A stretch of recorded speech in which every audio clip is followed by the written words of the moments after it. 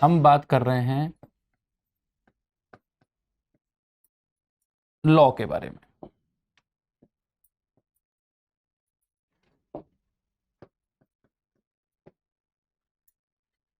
इसको आप उर्दू में कानून कहें, हिंदी में विधि कहें, ये आपकी मर्जी है।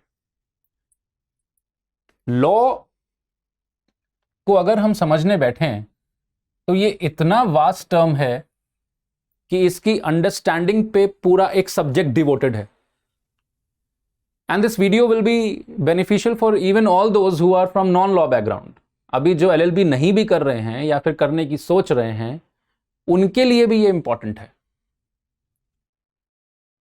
Because before even coming to this particular field, you must have a good idea about what you are entering into. आपने देखा होगा ना, जब कोई भी मिलिट्री ऑपरेशन होता है तो सबसे पहले जहां जा रहे हो उसका मैप दिखाया जाता है। क्यों? क्योंकि अगर आपको मैप नहीं पता, आपको बिल्डिंग, स्ट्रीट्स और स्ट्रक्चर्स नहीं पता, you will be confused enough to get killed. अब वहां तो जीवन और मृत्यु का सवाल है, क्योंकि गोली कहां से आई और आपको लगी, and you will be no more. But what we are dealing here is not less than that. आप किसी भी फील्ड में जाते हैं, अगर उसके पैराफर्नीलियाज आपको नहीं पता, अगर उसके निटिग्रिटीज आपको नहीं पता है, तो आप उस कंफ्यूजन में मार रहेंगे and you will affect your career. It is not that kind of death what like in military operations, but yes, it is the death to your career, it is death to your aspirations that you are having with you. तो बहुत जरूरी है कि आप किस aspect से deal करने वाले हैं इसके बारे में थोड़ी बहुत जानकारी रख लें, और थोड़ी बहुत, otherwise this term is very elaborate, and the term law, only to define and understand the dimensions of this particular term that we have devoted to particular subjects in the law course. जब आप LLB करते हैं तो 2 subjects हमने devote कर रखे हैं सिर्फ अंडरस्टैंडिंग ऑफ लॉ पे, जिसको आप ज्यूरिस्प्रूडेंस के नाम से जानते हैं। Jurisprudence, prudence is knowledge, juris is law, knowledge of law, and we have dedicated 2 different subjects on it, jurisprudence 1 and jurisprudence 2, because it cannot be confined to one particular semester.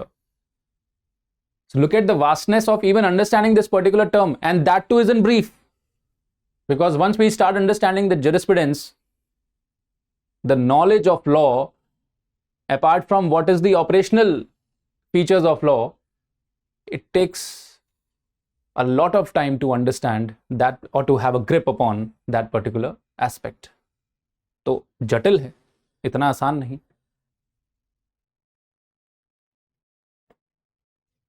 हम brief में समझेंगे कि कानून क्या है, और ये brief क्या है, एक आइडियलिस्टिक डेफिनेशन है, एक आइडियलिस्टिक एस्पेक्ट है। हमें सिर्फ ये देखना है कि आइडियली हम लॉ को कैसे समझ सकते हैं, क्योंकि बहुत सारे थिंकर्स, बहुत सारे ज्यूरिस्ट ने बहुत अलग अलग सोच से कानून को देखा है। ये उनका अप्रोच था। कुछ कानून को किस नजर से देख रहे हैं, कुछ कानून को किस नजर से देख रहे हैं।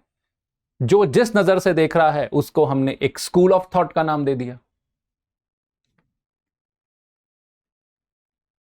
किसी ने इसको हिस्ट्री से रिलेट किया तो उसको हिस्टोरिकल स्कूल बोल दिया, किसी ने इसको कस्टम्स में देखा तो उसको सोशियोलॉजिकल स्कूल बोल दिया। कस्टम्स और सोसाइटीज की नजर से जो देख रहा था उसको हमने सोशियोलॉजिकल स्कूल बोल दिया। जो उसके अभी के विषयों से उसको जज कर रहा था उसको हमने एनालिटिकल स्कूल बोल दिया। जो उसकी नेचुरल एस्पेक्ट से उसको डील कर रहा था, फॉर एग्जाम्पल, आप कभी कभी बोलते हैं ना जंगल का कानून है, जंगल का कैसे कानून बन सकता है? अब आप कहेंगे कानून जंगल में कैसे आ सकता है? कौन है जंगल में जो कानून बना रहा है? कोई है क्या? सबसे पहला सवाल यही आएगा ना। क्यों? क्योंकि आपने देखा है कि आपके देश में कानून कोई बनाता है और फिर उस कानून को लागू किया जाता है, और अगर उसके लागू में कोई दिक्कत हो और झगड़े उत्पन्न हो रहे हो तो उसके लिए एक विंग है जो उसकी एडजुडिकेशन करता है, जो उसके ऊपर अंकुश लगाता है या वो झगड़े निपटाता है। जैसे ही आपने ये स्ट्रक्चर ऑब्जर्व किया और आप कह रहे हैं कि कानून वही है जो किसी ने बनाया और किसी ने लगाया और उनके झगड़ों को सॉल्व किया, तो आप एनालिटिकल पॉजिटिविज्म में जा रहे हैं, आप एनालिटिकल स्कूल के थॉट पे हैं। और ये स्ट्रक्चर अगर आप मानते हैं तो जंगल के कानून में तो ऐसा कुछ भी नहीं है। जंगल का कानून कैसे आ गया फिर? क्योंकि कानून मेरी नजर में ये है, तो जंगल में कानून कैसे हो सकता है? क्योंकि वहां तो कोई बना नहीं रहा, बना रहा है तो पंचायत दिखाओ। वहां तो कोई लागू नहीं कर रहा है, तो आप जंगल का कानून कैसे बोल रहे हैं? फिर एक थॉट आएगा, वो ये कह रहा है कि जंगल जिस तरीके से काम कर रहा है और अपने हिसाब से अपने आप को सरवाइव करवा रहा है, वही उसका कानून है, नेचुरल लॉ। वो रीजन देगा। देखो, रीजन ये है कि शेर कार्निवोरस है, तो वो जो भी उससे कमजोर होगा उसको खा के अपना पेट भरेगा। ये जंगल का एक कानून है। ये रीजन आपने दिया कि पेट कैसे भरेगा वो, इसी को आप नेचुरल लॉ थ्योरी बोल दो, नेचुरल लॉ स्कूल बोल दो। तो स्कूल क्या है? स्कूल तो कानून को देखने का एक तरीका है। इसलिए बहुत सारे अलग अलग कानून की परिभाषाएं पढ़ते हो। और हम क्या करेंगे? हम सिर्फ लॉ को एक ब्रीफ में आइडियलिस्टिकली समझेंगे कि लॉ जनरली करता क्या है, बस ये देखना है। कानून को अगर हम संक्षिप्त में बताना चाहें, ब्रीफ में बताना चाहें, तो कैसे समझा दें? तो लॉ एक ऐसा इनएविटेबल स्ट्रक्चर है सोसाइटी का, that if you want your society to survive and evolve, यही दो चीजें हैं, सर्वाइव एंड इवॉल्व। सर्वाइवल होगा तो आप इवोल्यूशन करेंगे, सर्वाइवल नहीं होगा तो इवोल्यूशन नहीं होगा। That is why for everything you will see that whenever you are going to read law, every solution that you have around in the acts is only for the purpose of, first of all, primarily survival of human race and the surroundings, and then to let it evolve to whatever means and ends that you can adopt and achieve. तो अगर ये छोटा सा आपको aspect समझ में आया हो, आई थिंक जो मैंने स्कूल्स की बात करी वो लॉ बैकग्राउंड वाले बड़े अच्छे से कनेक्ट कर जाएंगे। तो लॉ की डेफिनेशन अगर हम जानना चाहें कि लॉ है क्या, तो लॉ एक ऐसा एस्पेक्ट है जिससे आप ह्यूमन बिहेवियर को और उससे रिलेटेड सराउंडिंग्स को रेगुलेट करते हो। It is to regulate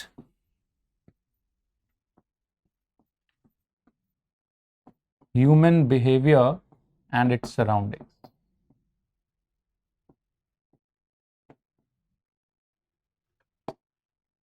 So you may say that it is a human to human activity and also it is human to surrounding activity, जिसको बोलते हैं ना system and surroundings makes the whole universe।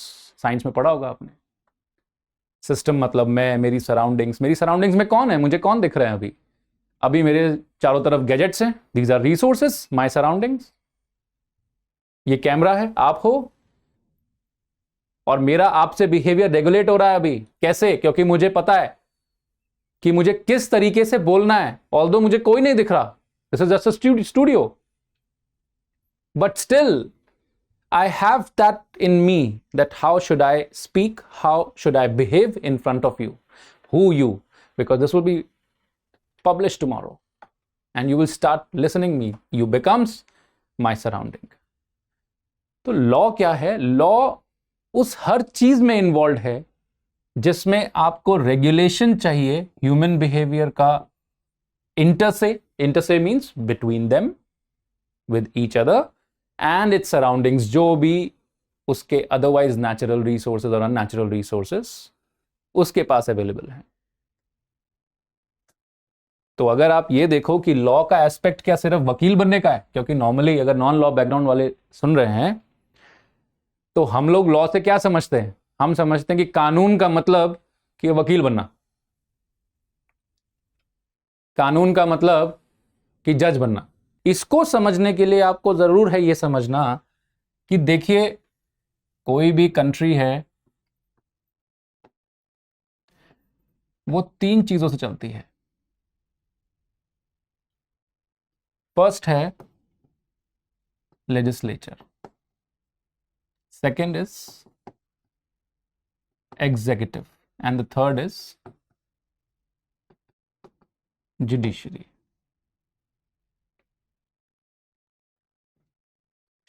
Legislature, executive, and judiciary. Just write it again.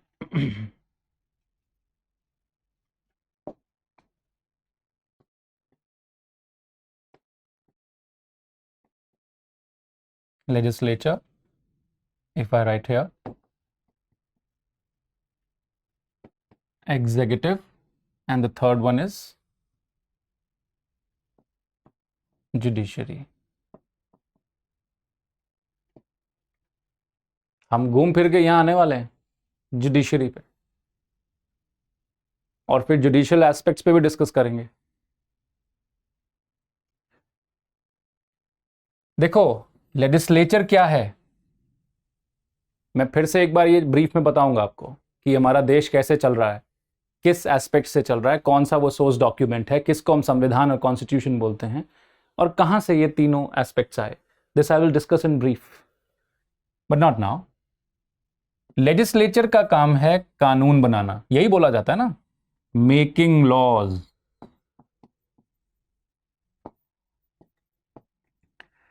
Executive का काम है implementing laws,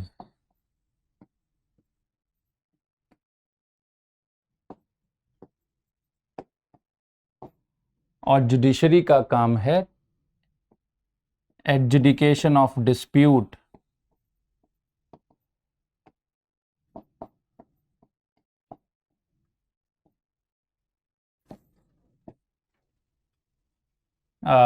in law, in accordance with law, in law. इसको आप generally बोल सकते हैं अपहोल्डिंग द लॉ। जैसे ये मेकिंग द लॉ, ये इंप्लीमेंटिंग द लॉज, और ये हैं अपहोल्डिंग द लॉज।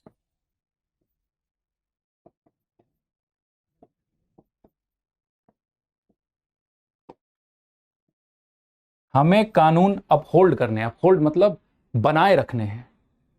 किसी को भी कानून बनने के बाद जब व्यवस्था में लागू किए जाते हैं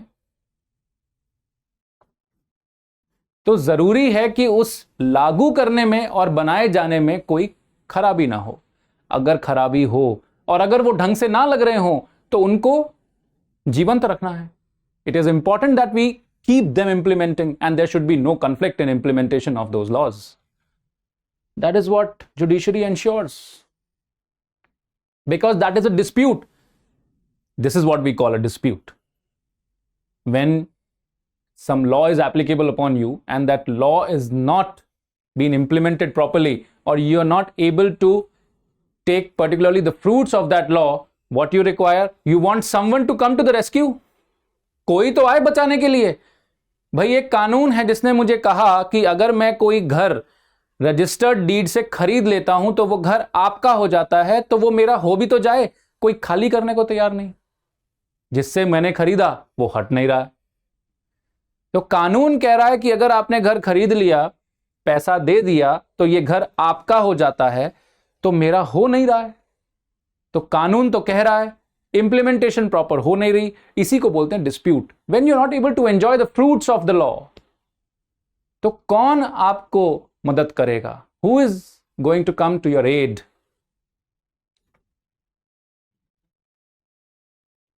कोई तो आए रेस्क्यू के लिए, कोई तो मदद करेगा।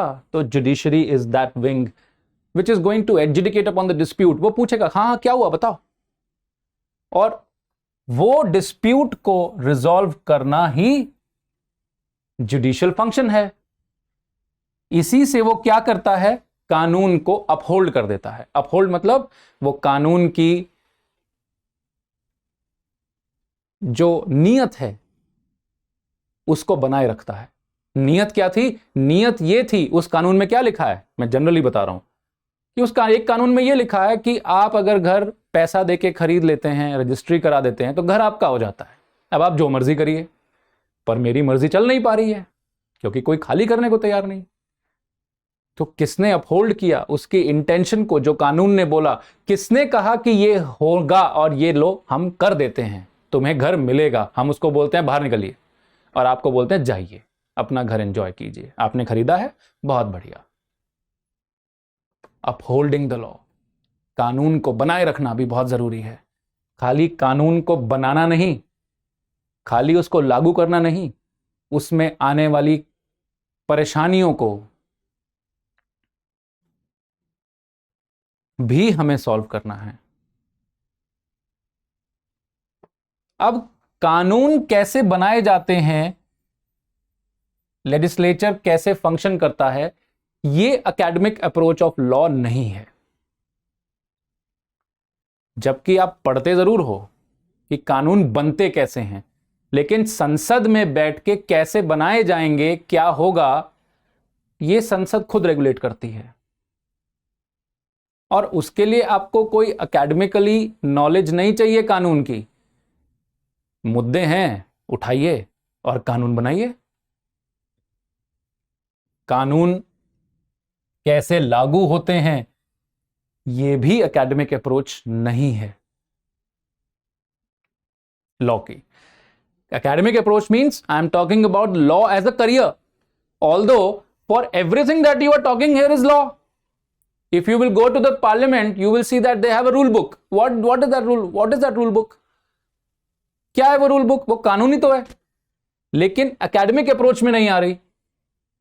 हम यहां समझ रहे हैं कि एकेडमिक अप्रोच ऑफ लॉ क्या है। एकेडमिक मतलब करियर किस में निकालते हो आप, करियर किस में बनाते हो as far as law is concern. जब आप कहते हैं कि मैं कानून का छात्र हूं, तो आप क्या कर रहे हैं उसमें? आप मेडिसिनल साइंस पढ़ रहे हैं, आप ब्लैक स्मिथ बन रहे हैं, क्या बन रहे हैं आप? ज्वेलरी डिजाइनिंग करेंगे? उसका प्रश्न का उत्तर यहां है। अभी मैं इस व्यवस्था को फिर से आपको एक बार बताऊंगा, under the doctrine of separation of powers, कि क्या है ये व्यवस्था, क्यों है, जिससे कि आपको जुडिशरी का एस्पेक्ट समझ में आए। तो अगर आपको ये तीनों चीजें समझ में आ रही हैं, एक लेजिस्लेचर जो कानून बनाता, जिसको आप केंद्र में संसद बोलते हैं और राज्यों में विधायिका बोलते हैं, parliament and the legislative assembly, और जो एग्जीक्यूटिव जो कानून लगाता, मतलब कानून को लागू करने के लिए काम करता है, इनको आप मंत्रीगण बोलते हैं, council of ministers in both the centre and the state, they both are council of ministers. मंत्रीगण या मंत्रिमंडल आप बोल सकते हैं उसको। और तीसरा जो इसको बनाए रखता, बनाए रखता मतलब जो बना है, इंप्लीमेंट हो रहा है, उसको सही से इंप्लीमेंट करना, उसको अपहोल्ड करना, इसके डिस्प्यूट्स को रिजॉल्व करना, ये काम जुडिशरी करती है, जिसको आप न्याय व्यवस्था बोलते हैं या फिर न्यायपालिका बोलते हैं। हिंदी में ये विधायिका, एग्जीक्यूटिव कार्यपालिका और जुडिशरी न्यायपालिका।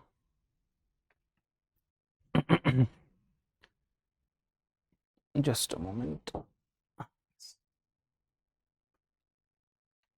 आई थिंक सोफा क्लियर, इतना समझ में आ रहा है हमें। तो एकेडमिक अप्रोच ऑफ लॉ क्या है जी? एकेडमिक अप्रोच ऑफ लॉ यहां है जुडिशरी में। जब आप एकेडमिक अप्रोच की बात करेंगे तो वो जुडिशरी में आ जाएगी।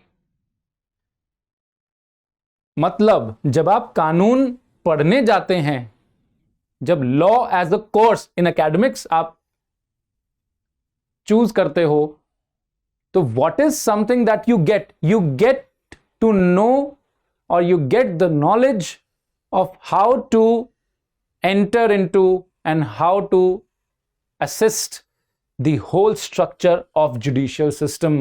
जुडिशरी जो काम करती है उसके लिए पूरा सिस्टम बना है, जिसको आप जुडिशियल सिस्टम बोलते हो, उसमें कैसे आप जा सकते हैं, उसका जो आप पार्टिसिपेशन लेके आते हैं वो कानून पढ़ के लेके आते हैं। तो whatever law you are reading is for this aspect, इस एस्पेक्ट के लिए लॉ का कोर्स होता है।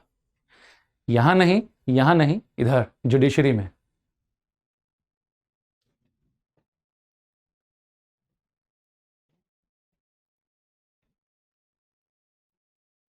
और जुडिशियल सिस्टम सिर्फ जज नहीं है, जुडिशियल सिस्टम बहुत सारे डिफरेंट डायमेंशंस हैं।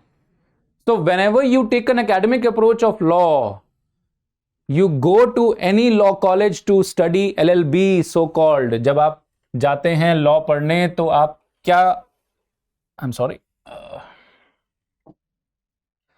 जब आप जाते हैं लॉ पढ़ने तो आप क्या पढ़ते हो? LLB, जिसको बोलते हैं लेग्यूम बैकलोरेस, नॉर्मल इंग्लिश में हम बैचलर्स ऑफ लॉ बोल देते हैं, बैचलर ऑफ लॉ। लैटिन में इसको बोला जाता है लेग्यूम बैकलोरेस। तो ये एलएलबी करने से क्या मिलता है आपको? एलएलबी करने से इस जुडिशियल सिस्टम में पार्टिसिपेट करने का आपको मौका मिलता है। You get actually the professional competence, because it is a profession, so you get the professional competence to be the part of judicial system. This is what LLB does. That is why when you go and you do law, you do LLB, you get the aspect of participation in judicial system.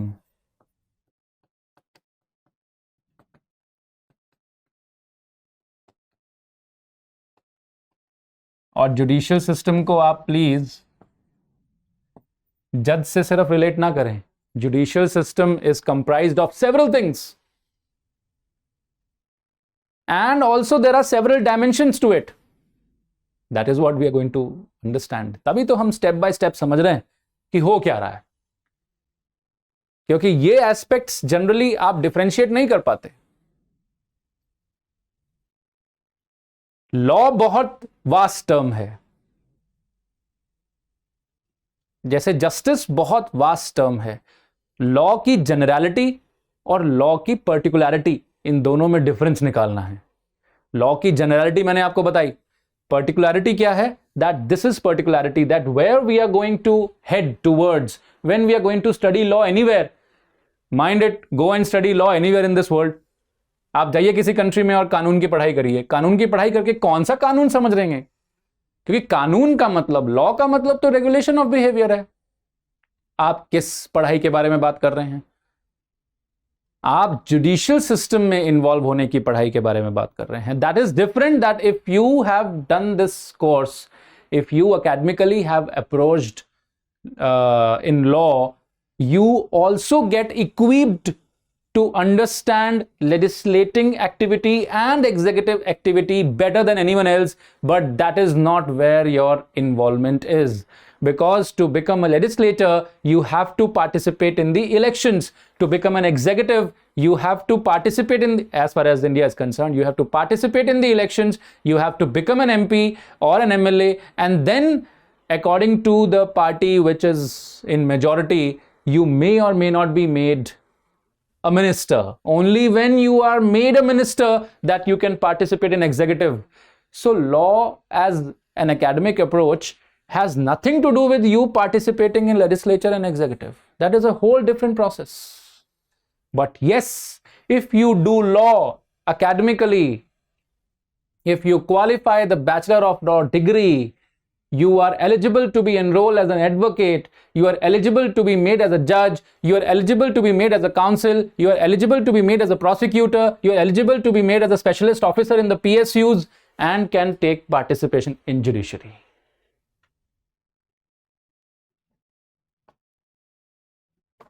So that is it. यही तो हमें समझना था main. Because there is an immense confusion with respect to the term law. And mind it, the jurisprudence, the aspect of jurisprudence actually tells you how the law is made. The aspect of jurisprudence is not confined to judiciary. हम जब knowledge of law की बात करते हैं वो तो पूरे structure की बात करता है, गवर्निंग स्ट्रक्चर की। कानून कैसे बनता है वो बताता है, कानून कैसे बनेगा भी बताएगा, लागू होने में क्या क्या प्रिंसिपल्स लगेंगे बताएगा, और यहां पे क्या होगा ये भी बताएगा। ये तो फिर है ही है। Judiciary is inevitable aspect of law.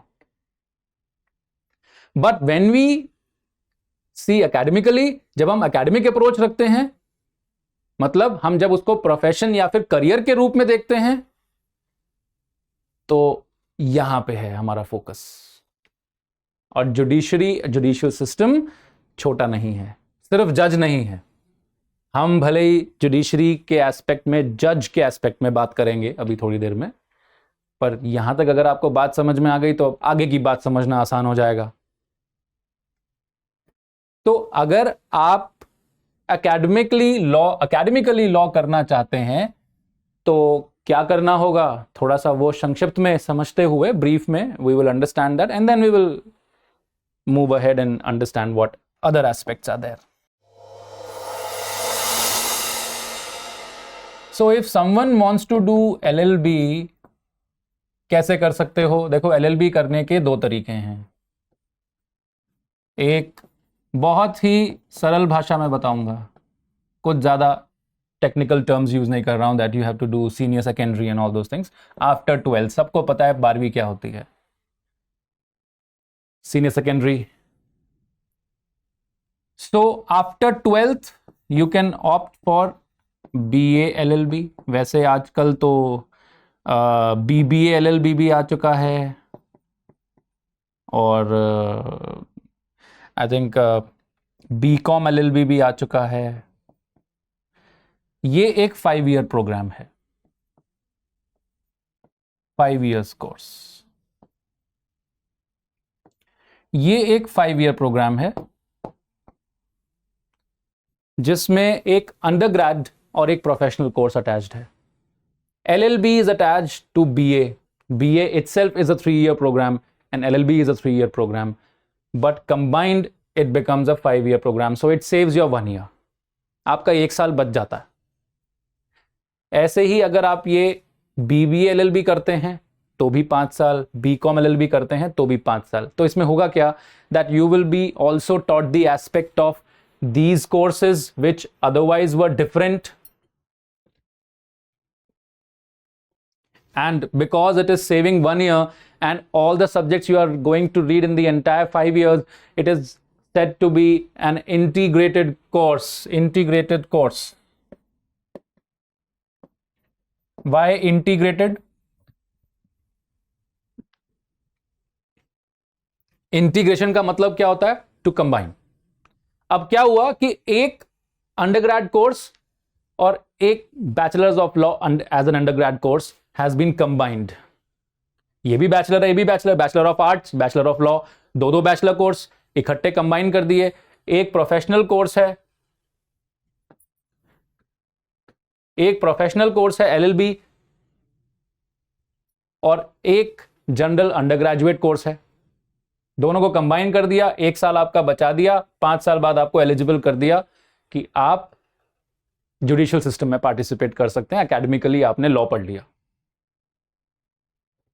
ऐसे ही ये BBA LLB, BCom LLB क्या होगा, BBA में आपको बिजनेस एडमिनिस्ट्रेशन के सब्जेक्ट्स इन्वॉल्व कर देंगे, BA में आपको आर्ट्स के सब्जेक्ट्स इन्वॉल्व कर देंगे, BCom में आपको कॉमर्स रिलेटेड सब्जेक्ट्स इन्वॉल्व कर देंगे, accountancy, business management and all those things, economics in brief and everything. It's an integrated course, that means combined and saving 1 year. This is of recent origin. ये अभी शुरू हुआ है, हाल फिलहाल में, कुछ सालों पहले। 2004-5 के आसपास आप मान सकते हैं कि इसका उद्गम हुआ। क्या उससे पहले वकील नहीं बन रहे थे? उससे पहले क्या जुडिशियल सिस्टम नहीं था? बिल्कुल था, सदियों चला आ रहा है। कब से नहीं था? Even if you see the ancient ages, अगर आप एंशिएंट हिस्ट्री पढ़ते हैं तो वहां भी जुडिशियल सिस्टम है, कानून तो वहां भी है, कानून तो हर जगह बना है। जब जब इंसान रहे हैं, कोई शासन रहा है, कानून बनता ही चला गया है, सिस्टम तो वहां भी था। तो एकेडमिकली इससे पहले क्या हो रहा था? तो द सेकेंड एस्पेक्ट, और which was the first aspect, was that you first finish your undergraduation. पहले आप undergrad अपनी finish करो. And after your undergraduation, you are eligible to participate in LLB.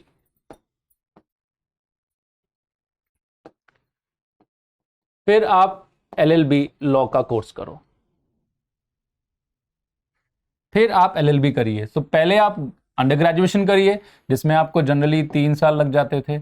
अगर आप बीटेक या कोई मेडिकल कोर्स कर रहे हैं तो आपको 4 से 5 साल लग जाएंगे. और उसके बाद you are eligible to come into this programme, which is because it is a bachelor programme, it will take another 3 years. फिर से ये 3 साल लेगा. इंटीग्रेटेड कोर्स में आपका, अगर आप जनरल स्ट्रक्चर देखो तो यहां पर कोई साइंस का प्रोग्राम नहीं है. यहां बीएससी एलएलबी नहीं हो रही, बीटेक एलएलबी नहीं हो रही है. बीटेक और बीएससी आपको अलग से ही करना होगा. पर ये कोर्सेज को अलाउ कर दिए गए हैं कि बीएलएलबी आप कर सकते हो, bachelor of arts, bachelor of business administration and bachelor of commerce के साथ आप पढ़ा सकते हो.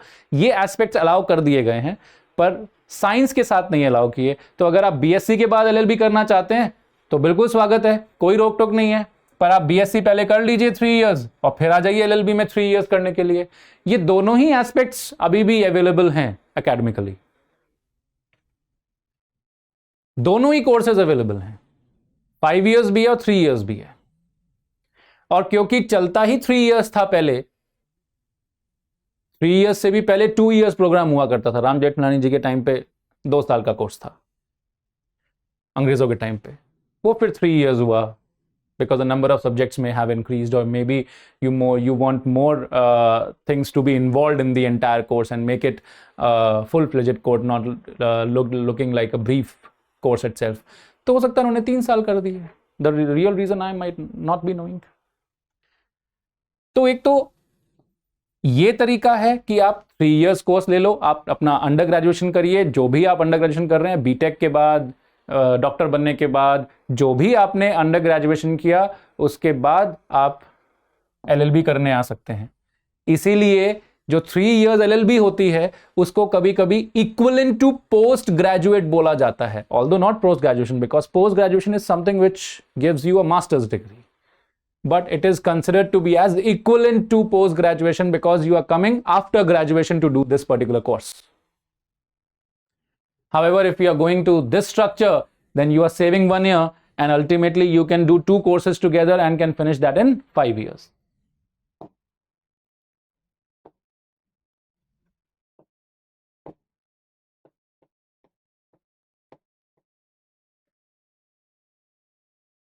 Clear है जी ये बात? I just reframe. B. Oh, what is happening? Just a moment.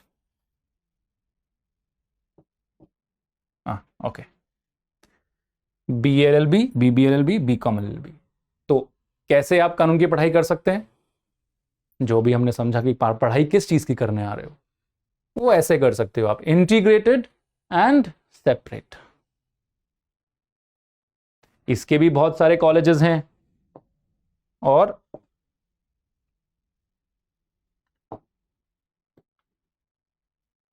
इनके भी बहुत सारे कॉलेजेस हैं. इंटीग्रेटेड कोर्स अगर आपको करना है तो one of the foremost way to do it, one of the most favored way to do it is to go to NLUs, National Law Universities. Acts के through बन रही हैं ये universities. They are state of the art infrastructure, they are state of the art teaching and pedagogy qualities. Everything that is involved and is required to become a reasonably good professional in this particular field, NLUs are providing you that. National Law Universities. इसके लिए आपको CLAT का examination देना होता है, CLAT, Combined Law Aptitude Test. There are several NLUs which are participating in this combined test, CLAT, which is Common Law Aptitude Test. Common means common to all who are participating and who has given consent that we will take students from this examination. It is an entrance examination, again a competitive examination, and there are several universities that are giving their own entrance tests. For example, if you go to Delhi University, now they are introducing 5 years law course, integrated course, but they will have a different examination, not through CLAT. CUET के नाम से central universities test लेती हैं, उसके through आप integrated CUET course में जा सकते हैं.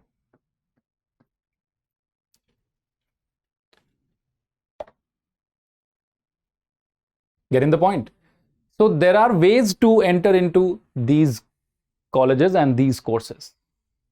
CLAT is one of the forerunner. ये सबसे coveted, look out for, most sought examination है as far as the law is concerned and its academics is concerned.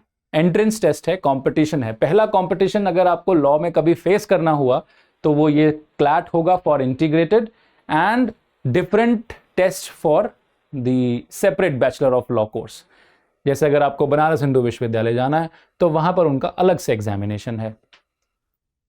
आपको दिल्ली यूनिवर्सिटी में LLB में आना है तो आपका अलग से एंट्रेंस है. Although now CUET has taken over because CUET is taking care of a common test for all the central universities that are offering the courses.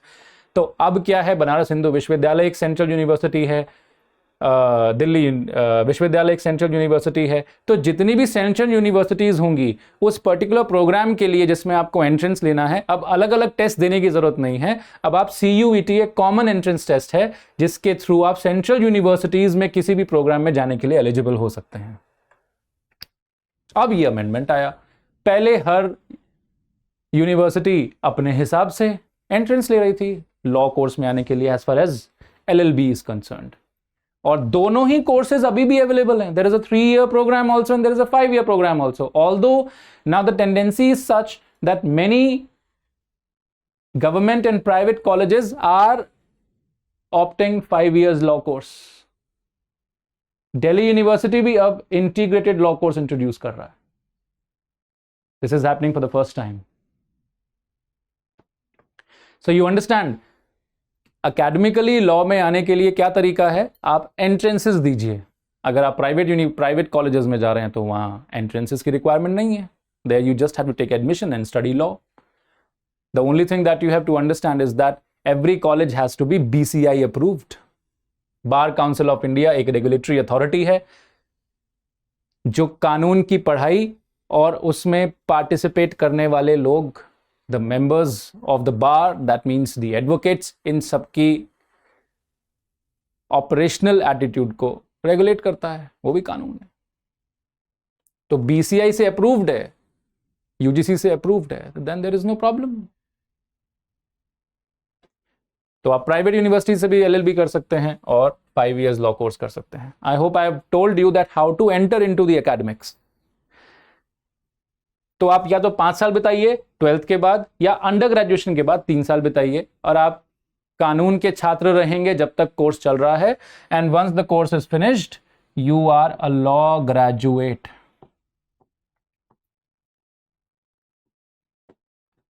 Once the course is finished you are a law graduate.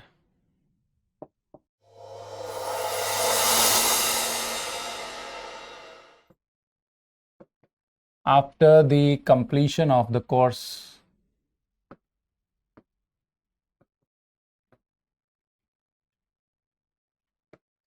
you become a law graduate.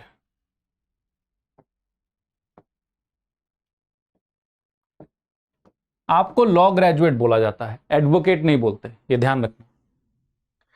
Once you become a law graduate मतलब जैसे ही आपने graduation in law finish कर ली,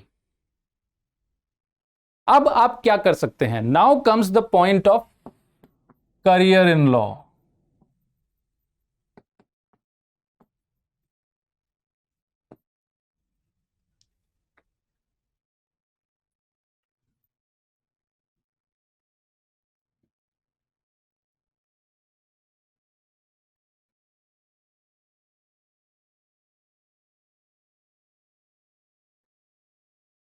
Getting the point? Oh.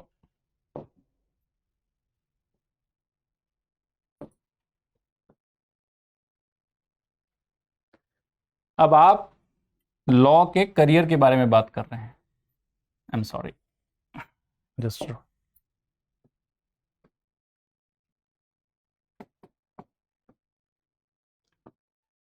Here comes a very important aspect. अब मैं ये जानना चाह रहा हूं, मैं as in you, that we want to know now कि लॉ में करियर क्या है, मतलब लॉ ग्रेजुएट होने के बाद हमें मिलेगा क्या। Although I have told you that you now eligible to become the part of judicial system, आप जुडिशरी में पार्टिसिपेट करने के लिए एलिजिबल हो चुके हैं। एलिजिबल हो चुके हैं मतलब आप आ नहीं गए उस सिस्टम में अभी। अब उस सिस्टम में आने के लिए आपको कौन कौन से डायमेंशंस हैं जहां आप आ सकते हैं। What all dimensions are involved in that judicial system where you can now participate and how you can participate? तो यहीं पे ये एस्पेक्ट आ जाता है, यहीं पे ये क्वेश्चन मार्क आ जाता है कि करियर इन लॉ। जब भी आप कोई वीडियो देखें या किसी से बात करें कि लॉ में क्या क्या करियर्स हैं, तो हम लॉ क्या है, एकेडमिकली लॉ क्या है, कैसे वो किया जाता है कोर्स, कैसे उसमें एंटर हो, और उसके बाद अब करियर पाथ कैसे चले, उसमें क्या क्या डायमेंशंस इन्वॉल्व हैं, किन किन एंगल्स पे मैं अपने आप की इन्वॉल्वमेंट देख सकता हूं या अपनी सेवाएं दे सकता हूं। Where I can serve myself now after being a law graduate becomes a big question. यहां पे जरा देखें क्या क्या एस्पेक्ट्स हैं। अगर आप एक लॉ ग्रेजुएट हो जाते हैं तो आपके पास पहला एस्पेक्ट क्या है करियर का, दैट इज लिटिगेशन। इसको कहा जाता है लिटिगेशन अंग्रेजी में, और वकालत उर्दू का टर्म है, तो उर्दू में।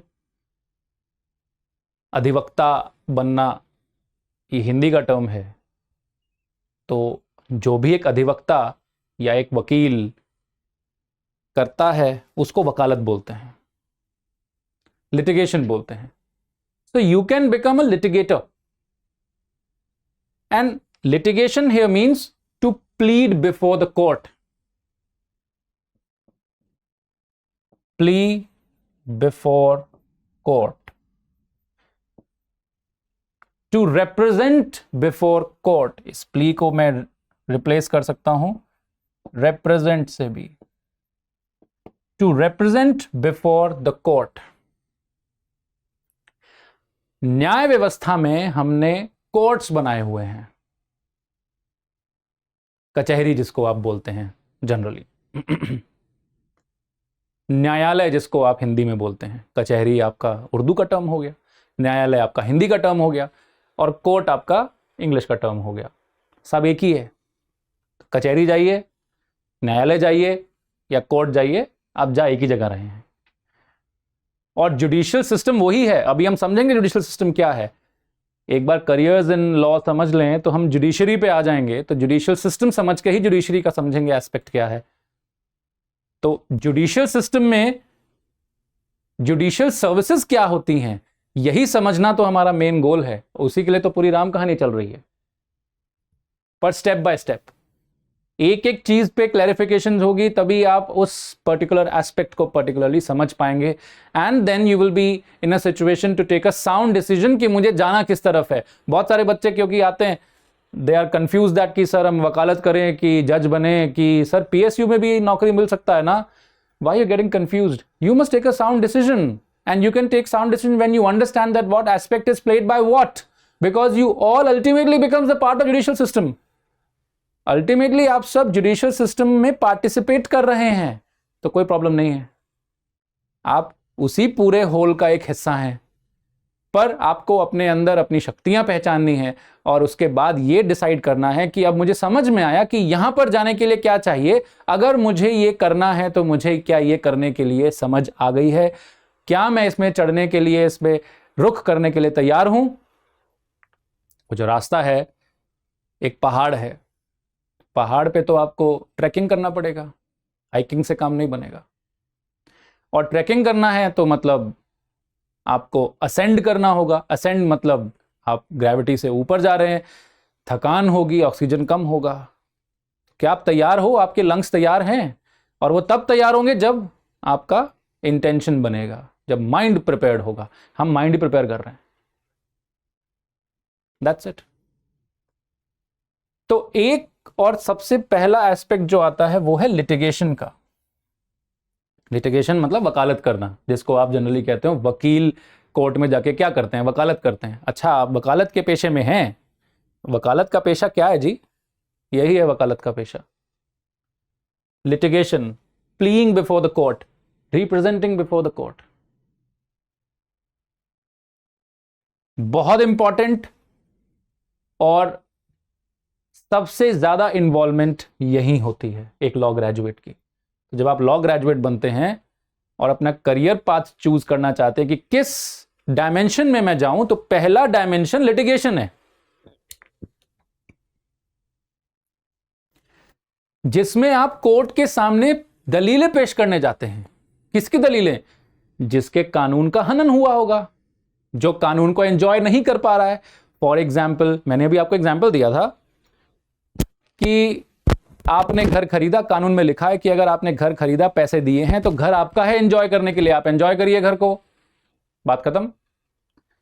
अगर आप एंजॉय नहीं कर पा रहे हैं तो आपको सोल्यूशन चाहिए। सोल्यूशन मिलेगा आपको जुडिशरी में, जुडिशियल सिस्टम में, जहां पर कोर्ट्स बनाए गए हैं, न्यायालय बनाए गए हैं, इसको न्यायालय आप बोलते हैं, न्याय जस्टिस देने की का स्थान।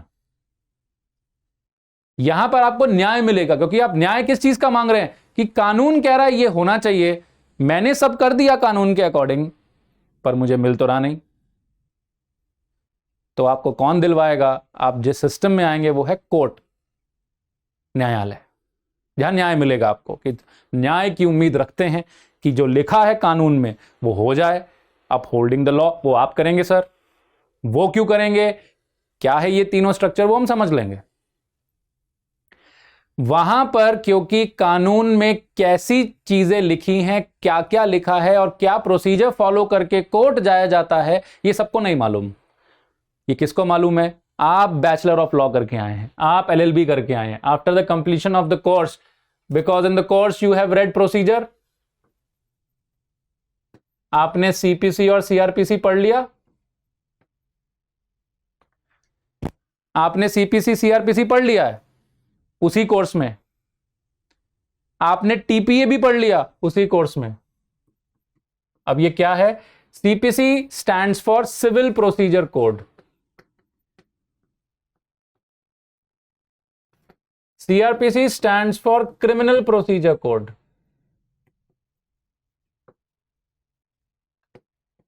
व्हाट इट डज, क्या करता है ये? अगर आपका जो डिस्प्यूट है, कानून दो प्रकार के होते हैं इस देश में, दो प्रकार से कानून देखे जाते हैं, एक है सिविल और एक है क्रिमिनल। जहां दंड मिलता है वो क्रिमिनल, जहां दंड के अलावा कुछ भी मिलता है वो, जहां दंड की गुहार लगाई जाती है वो क्रिमिनल है, फौजदारी, और जहां दंड के अलावा किसी भी चीज की गुहार लगाई जाती है वो है दीवानी, उसको बोलते हैं सिविल। सिविल कोर्ट में जाने का, और सिविल एक जुरिस्डिक्शन जब अलग है तो सिविल कोर्ट्स अलग हैं, पनिशमेंट देने वाले कोर्ट्स अलग हैं, जिनको आप दंडाधिकारी बोलते हैं, मजिस्ट्रेट्स बोलते हैं, या सत्र न्यायालय बोलते हैं। तो अगर आप दंड मांगने गए हैं किसी के लिए तो आप क्रिमिनल कोर्ट में जाएंगे, मैजिस्ट्रियल कोर्ट्स, और दंड के अलावा कुछ मांगने गए हैं तो आप सिविल कोर्ट में जाएंगे। जाएंगे तो कैसे जाएंगे, क्या होगा, कैसे पेश करनी दलीलें, ये सब चीजें तो आम नागरिक को नहीं पता, लेकिन किसको पता है? एलएलबी के कोर्स में ये लॉ ग्रेजुएट सीख के आया है। कोर्स में ये तो सिखा रहे हैं सीपीसी और सीआरपीसी, वो प्रोसीजर क्या फॉलो करना है, कैसे लिखने ये दलीलें, क्या क्या तथ्य पेश होंगे, कौन से नहीं होंगे, क्या बोलना क्या नहीं बोलना है, कैसे बोलना है कैसे नहीं बोलना है, क्या पेश करना है, कब पेश करना है, क्या पेश करना है, हर चीज इस प्रोसीजर में लिखी है। ये आम नागरिक को नहीं आता। किसको आता है? लॉ ग्रेजुएट को, जो ये कोर्स करके आया है। जो ये कोर्स कर चुका है, अगर वो ये डिसाइड करता है कि मुझे लिटिगेशन करना है, यही है प्ली बिफोर द कोर्ट। ये कोर्ट के सामने कैसे चीजें पेश की जाएंगी, ये काम लिटिगेशन में होता है, वकालत में होता है। तो अगर आप लॉ ग्रेजुएट हैं और आप चाहते हैं कि कोर्ट के सामने दलीलें पेश करें, तो वो ज्ञान तो आपको है कि कैसे पेश करना है, सीपीसी सीआरपीसी तो आप पढ़ के आए हैं। तो कोर्ट चाहता है कि कोई इस प्रोसीजर का ज्ञान रखने वाला मेरे सामने आए। तो आम नागरिक तो जानता नहीं, तो आम नागरिक क्या करता है, वो किसी को बोलता है कि देखो तुम कर दो। तो तुम कौन, वो जो ये जानता हो। कौन जानता है, लॉ ग्रेजुएट। अब क्या एक लॉ ग्रेजुएट वकालत कर सकता है? क्या एक लॉ ग्रेजुएट सीधा कोर्ट में जाके ये बोल सकता है कि देखो मेरे को कानून की ज्ञान है? कैसे है जी? सर ये डिग्री, ये रहा मेरा फाइनल मार्कशीट, देखिए मैं पास हूं, 60% लाया हूं। तो क्या कोर्ट उसको पार्टिसिपेट करने को अलाउ कर देगी जुडिशियल सिस्टम में? लॉ ग्रेजुएट होने से लिटिगेशन नहीं हो सकता। मात्र लॉ ग्रेजुएट होने से बात नहीं बनेगी। लॉ ग्रेजुएट सिर्फ एक पहला पड़ाव है। इसके बाद अगर आपको लिटिगेशन करनी है, वकालत करना है और जुडिशियल सिस्टम में पार्टिसिपेट करना है as a litigator, so you have to get a licence.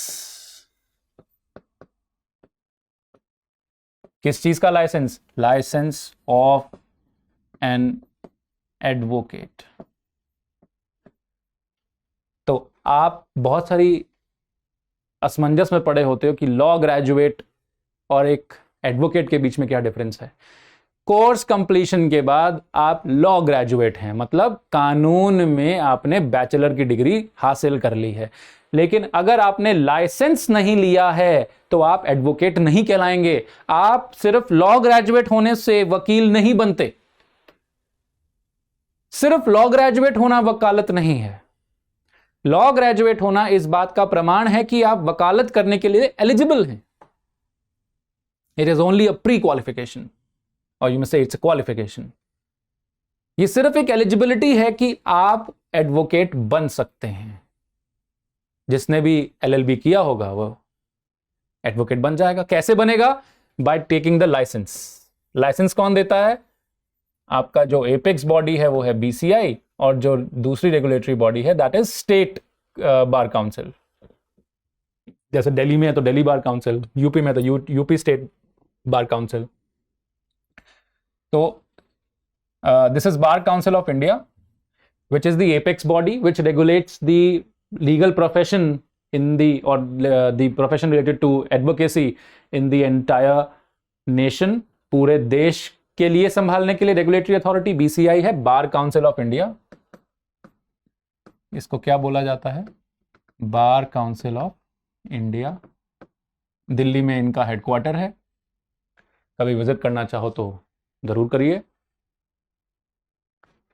और फिर आपके आते हैं स्टेट बार काउंसिल। अब यहां पर मैं लिख तो रहा हूं स्टेट बार काउंसिल,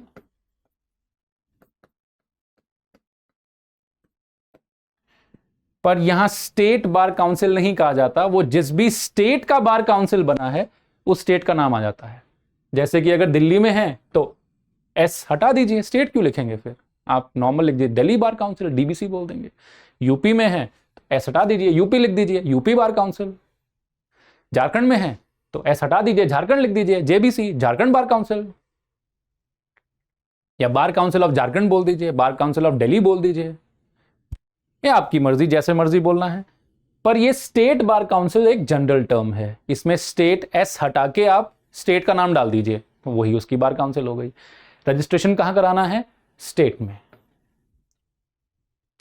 जिस भी स्टेट में आप वकालत करना चाहते हैं उस स्टेट में जाके, उस स्टेट बार काउंसिल में जाके आप एक एप्लीकेशन दे दीजिए कि सर मैं ऐसे ऐसे लॉ ग्रेजुएट हूं। उसमें आप सारी मार्कशीट्स लगाएंगे, अभी तक का अपना अकेडमिक करियर, अकेडमिक पाथ दिखाएंगे। मैं 10वीं यहां से किया, मैं 12वीं यहां से किया, ग्रेजुएशन यहां से करी, एलएलबी यहां से करी, ये रहे सबकी मार्कशीट्स, ये रही सबकी डिग्री। सर मुझे लाइसेंस दे दीजिए। And to get the licence of an advocate, initially before few years there was no examination. अभी भी एग्जामिनेशन जो है वो कैसे है मैं बता देता हूं। अभी before there was no examination, once you are a law graduate and you apply towards a state bar council, the state bar council by taking a general interview होता है। आपको किस दिन बुलाया जाएगा, एक जनरल इंटरव्यू लेंगे। जनरल इंटरव्यू मींस वो पूछेगा आपसे जो आपकी डिग्रीज हैं, कहां से पढ़े थे, कहां से आए हैं, और जनरल एक कुछ सवाल पूछ सकता है कि अच्छा आईपीसी के बारे में क्या जानते हैं, कौन से ईयर में आया था, so that he understands that you have general knowledge, कि आप पे कॉन्फिडेंस आ जाए, कि ट्रस्ट हो कि आपने पढ़ाई करी है, जिससे कि आप वो जवाब देने लायक दिख रहे हो। एक जनरल इंटरव्यू होगा, कौन लेगा? The members of the bar council, जो भी स्टेट बार काउंसिल के हुक्मरान होंगे, जो ऑफिस बेयरर्स होंगे, जो चेयरमैन होगा, जो ट्रेजरर होगा, सेक्रेटरी होगा, ये सब बैठेंगे, आपका एक जनरल इंटरव्यू लेंगे और आपको लाइसेंस इशू कर देंगे।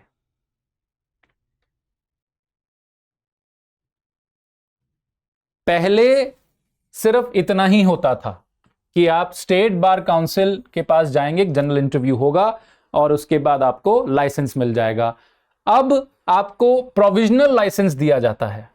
अब क्या होता है? That you get a provisional license. Provisional मतलब for the time being. Why? Because now they have put an examination which is known by the name of AIBE, All India Bar Examination.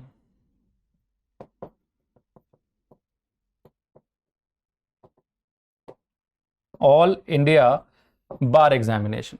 अब क्या होता है? अब एक competition create कर दिया है। That means only to understand the sound knowledge of law that you have. There are several subjects in it, 17 से 20 सब्जेक्ट हैं।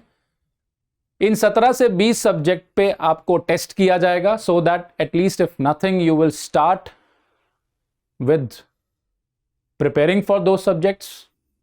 It is only to understand and to check the knowledge that you have with respect to the subjects that you have read in the course and few extra subjects that you might not have read in the course. LLB में subjects अलग अलग universities में कुछ common subjects हैं, कुछ subjects अलग अलग हो सकते हैं। For example, if you are studying in UP, in any college in UP, they might have UP local laws involve in it. Delhi में पढ़ेंगे तो आपको यूपी लोकल लॉज नहीं पढ़ाएंगे। फॉर एग्जाम्पल, वहां का रेंट कंट्रोल नहीं पढ़ाएंगे, वहां यूपी जमींदारी अबॉलिशन एक्ट नहीं पढ़ाएंगे। यूपी स्टेट वाइज बहुत सारे कानून अलग अलग होते हैं ना, that we will understand anyhow, क्योंकि संविधान में 3 तरीके की लिस्ट हैं, एक सेंटर, एक स्टेट और एक कॉन्करेंट। तो स्टेट अपने कानून अलग बना सकती है, तो जब स्टेट अपने कानून अलग बनाती है तो वो कानून भी तो पढ़ने हैं। तो जिस स्टेट में आप पढ़ रहे हो, कभी कभी वहां की स्टेट बार काउंसिल ये रेकमेंड कर देती है कि आप यहाँ के कुछ लोकल लॉज भी पढ़ा दें। अब दिल्ली में प्रैक्टिस करने के लिए, या दिल्ली का एडवोकेट या दिल्ली में जो पढ़ रहा है वो यूपी के लोकल लॉज क्यों पढ़ेगा? ऐसे तो फिर बहुत सारे स्टेट्स हैं, सबके लोकल लॉज पढ़ने लगे तो कोर्स बहुत बड़ा हो जाएगा। तो कुछ चीजें जो आपने पढ़ी होती हैं और कुछ चीजें जो आपने नहीं पढ़ी होती, एक सिलेबस बना के ऑल इंडिया बार एग्जामिनेशन कंडक्ट किया जाता है। और अगर आप ये क्लियर कर लेते हैं तो ये प्रोविजनल लाइसेंस आपका परमानेंट लाइसेंस बन जाता है। फिर ये प्रोविजनल नहीं बनता। 2 साल मिलते हैं, 2 साल के विदिन आप ये एग्जाम क्लियर कर लीजिए और एक परमानेंट लाइसेंस ले जाइए। पर ऐसा नहीं है कि जब आपको प्रोविजनल लाइसेंस मिला तो आप वकालत नहीं कर सकते। आप कर सकते हैं, आप लिटिगेशन में आ सकते हैं। आप एक एडवोकेट लेकिन तभी कहलाएंगे जब आपको लाइसेंस मिलेगा। अगर लाइसेंस नहीं है तो आप एडवोकेट नहीं कहलाए जाएंगे, आप वकील नहीं कहलाए जाएंगे। आप क्या कहलाए जाएंगे? सिर्फ एक लॉ ग्रेजुएट। तो लॉ ग्रेजुएट होने के बाद अगर आप ये चूज करना चाहते हैं कि मुझे लिटिगेशन करना है, तो ये तरीका है, जुडिशियल सिस्टम का पार्ट है। क्यों? क्योंकि अल्टीमेटली हो तो काम कोर्ट के इर्द गिर्द ही रहा है। जुडिशियल सिस्टम कोर्ट स्ट्रक्चर है। कोर्ट मतलब न्यायपालिका, न्यायालय, जहां पर न्याय की गुहार लगाने और न्याय की उम्मीद के लिए आया जाता है और लोग न्याय करते हैं। तो पहला एस्पेक्ट है litigation. I think you have understood this particular path कि कैसे आप इसको कर सकते हो। सेकंड क्या है और क्या आप कर सकते हैं? देखिए, plea before the court, court के सामने रिप्रेजेंट होना है वकील को। कौन है कोर्ट? क्या है कोर्ट? कोर्ट कोई एक हवा तो नहीं, कोई दीवार तो नहीं है, चार दीवारी तो कोर्ट थोड़ी है। ये चार दीवारी बना दिया, यहां पर एक कुर्सी लगा दिया और यही कोर्ट है। वकील अंदर आएगा, किसको बात करेगा, किससे बात करेगा? आपको तो ह्यूमन रिसोर्स चाहिए ना। कोर्ट, जुडिशरी क्या है वो हम अभी डिस्कस करेंगे once we understand the careers in law. Then next what we are going to discuss is the aspect of judiciary. क्या है जुडिशियल सिस्टम? क्योंकि तभी तो आप यहां से वहां तक पहुंचेंगे और एक साउंड डिसीजन ले पाएंगे कि जुडिशरी की तरफ जाने का क्या एस्पेक्ट है, और फिर जुडिशियल सर्विसेज कैसे काम करती हैं, और उसमें पार्टिसिपेट करने के लिए हमें क्या करना पड़ेगा, और उसको करने के लिए हमें कैसी पाथ को डेवलप करना है, हम वो धीरे धीरे डिस्कस करना शुरू कर देंगे। बहुत इलैबोरेटली मैं आपसे इसलिए डिस्कस कर रहा हूं जिससे कि आप बहुत इत्मीनान से और बहुत सूझबूझ के बाद ये डिसाइड करें कि एक्चुअली आपने ये करना है कि नहीं। क्योंकि once you get into it you must understand and believe one thing, that you have to achieve it. आपको तो फिर वो अचीवमेंट लेना ही पड़ेगा, वो अचीव करना ही पड़ेगा, क्योंकि फिर तो हम ही पीछे पड़ जाएंगे ना। करो, and there is no looking back. Once you start devoting time in doing this, you have to substantiate that time. You have to take care of that time. भाई वक्त है जो मिला है उसको यूज करो और बनो। तो एडवोकेट बनने के लिए लॉ ग्रेजुएशन कर लो और उसके बाद लाइसेंस ले लो, ये एग्जाम दे दो, परमानेंट लाइसेंस ले लो और आप लिटिगेशन में आ गए। लिटिगेशन में आप कभी कभी सवाल आ जाता है, बिफोर आई मूव अहेड, कहीं भी जाके वकालत कर सकते हैं आप, हाई कोर्ट में भी वकालत कर सकते हैं आप, सुप्रीम कोर्ट में भी वकालत कर सकते हैं। पर सुप्रीम कोर्ट में वकालत करने के लिए आपको एक ओहदा और चाहिए। अगर आपको सुप्रीम कोर्ट में वकालत करनी है अपने नाम से, तो आपको एक स्पेशल क्लास ऑफ एडवोकेट बनना पड़ेगा। That special class of advocate is known as AOR, जिसको आप बोलते हैं एडवोकेट ऑन रिकॉर्ड। ये एक स्पेशल क्लास ऑफ एडवोकेट है जो सिर्फ और सिर्फ सुप्रीम कोर्ट में ही पाए जाते हैं, और सुप्रीम कोर्ट की रूल्स को, सुप्रीम कोर्ट के प्रोसीजर्स को समझने के लिए इन लोगों को एलिजिबल पाया जाता है। ये सिर्फ एलिजिबल हैं वहां वकालत करने के लिए। ये कौन होते हैं? ये जनरल एडवोकेट्स होते हैं। पहले आप एडवोकेट बनिए, 4 साल एडवोकेसी करिए, 1 साल अपने आप को रजिस्टर कराइए किसी AOR में, किसी AOR के साथ, और ये रजिस्ट्रेशन आपको सुप्रीम कोर्ट में देना पड़ेगा कि I am associated with this AOR and taking training under him. 4 साल आप एडवोकेसी करिए जनरल, 1 साल आप रजिस्टर कर लीजिए किसी भी AOR के अंडर, और सुप्रीम कोर्ट में एप्लीकेशन डाल दीजिए कि मैंने इस AOR के अंडर रजिस्टर कर लिया है और मैं इनके साथ ट्रेनिंग ले रहा हूं। और फिर जब ये 5 साल पूरे हो जाएं, जब ये 1 साल और जो आपका अतिरिक्त है ये पूरा हो जाए, जब ये 5 साल पूरे हो जाएं, तो आप एक एग्जाम आता है AOR का, वो देने बैठ जाइए। यहां भी कंपटीशन है, AOR बनने के लिए एग्जाम है, ठीक है। AOR का अपना एग्जाम है, कोई नाम नहीं है, बस एक एग्जाम है AOR के लिए। सुप्रीम कोर्ट नोटिफाई करता है हर साल। पर कब? जब 5 साल पूरे हो जाएं।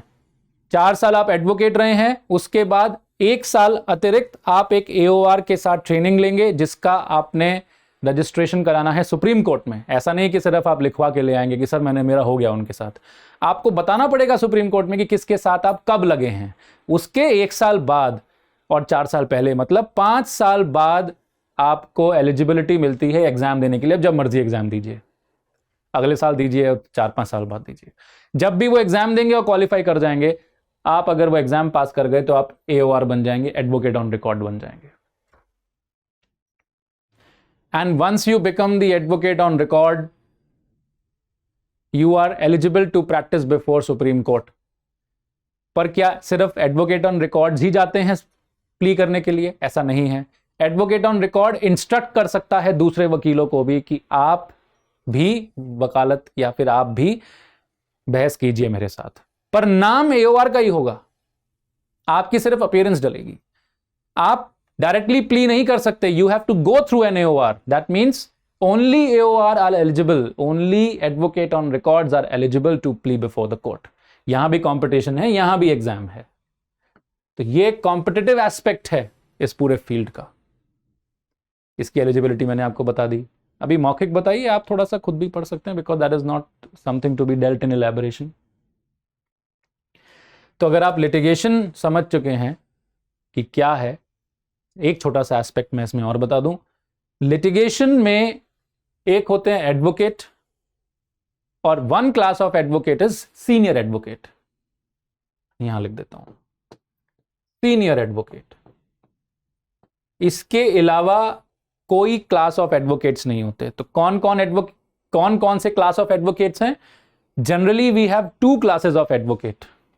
आई just delete. We have two classes of advocate. ये सब इंफॉर्मेशन कहां मिलेगा आपको? Go and read advocates act 1961। Advocate act of 1961। जब आप ये पढ़ेंगे तो आपको ये सारी इंफॉर्मेशन मिल जाएगी। जब आप सुप्रीम कोर्ट रूल्स पढ़ेंगे तो आपको एओआर की जानकारी मिल जाएगी। सुप्रीम कोर्ट रूल्स पढ़िए, एओआर की जानकारी ले लीजिए। कौन है एओआर, क्या करेंगे एओआर, कैसे एलिजिबिलिटी आती है, everything is written in supreme court rules. Supreme court rules, SCR जिसको बोलते हैं। और अगर आपको एडवोकेट्स और उसके प्रोफेशन या उसकी रेगुलेशन के बारे में जानकारी चाहिए तो आप एडवोकेट्स एक्ट पढ़िए और एडवोकेट एक्ट के सबऑर्डिनेट रूल्स पढ़िए। You will get to know everything about it. There it is mentioned that there are two classes of advocate. One is advocate, आप सिंपली उसको एडवोकेट बोलिए, and the other is senior advocate. And the third class is AOR, which is only found in Supreme Court. Just a moment. AOR सिर्फ आपको supreme court में practice करते मिलेंगे। Supreme court, these are special class of advocates. Generally the advocates are divided into two classes, advocate and senior advocate. अब senior advocate senior कब बन जाता है? ये senior तब बनता है जब High Court of a particular state gives that designation to him.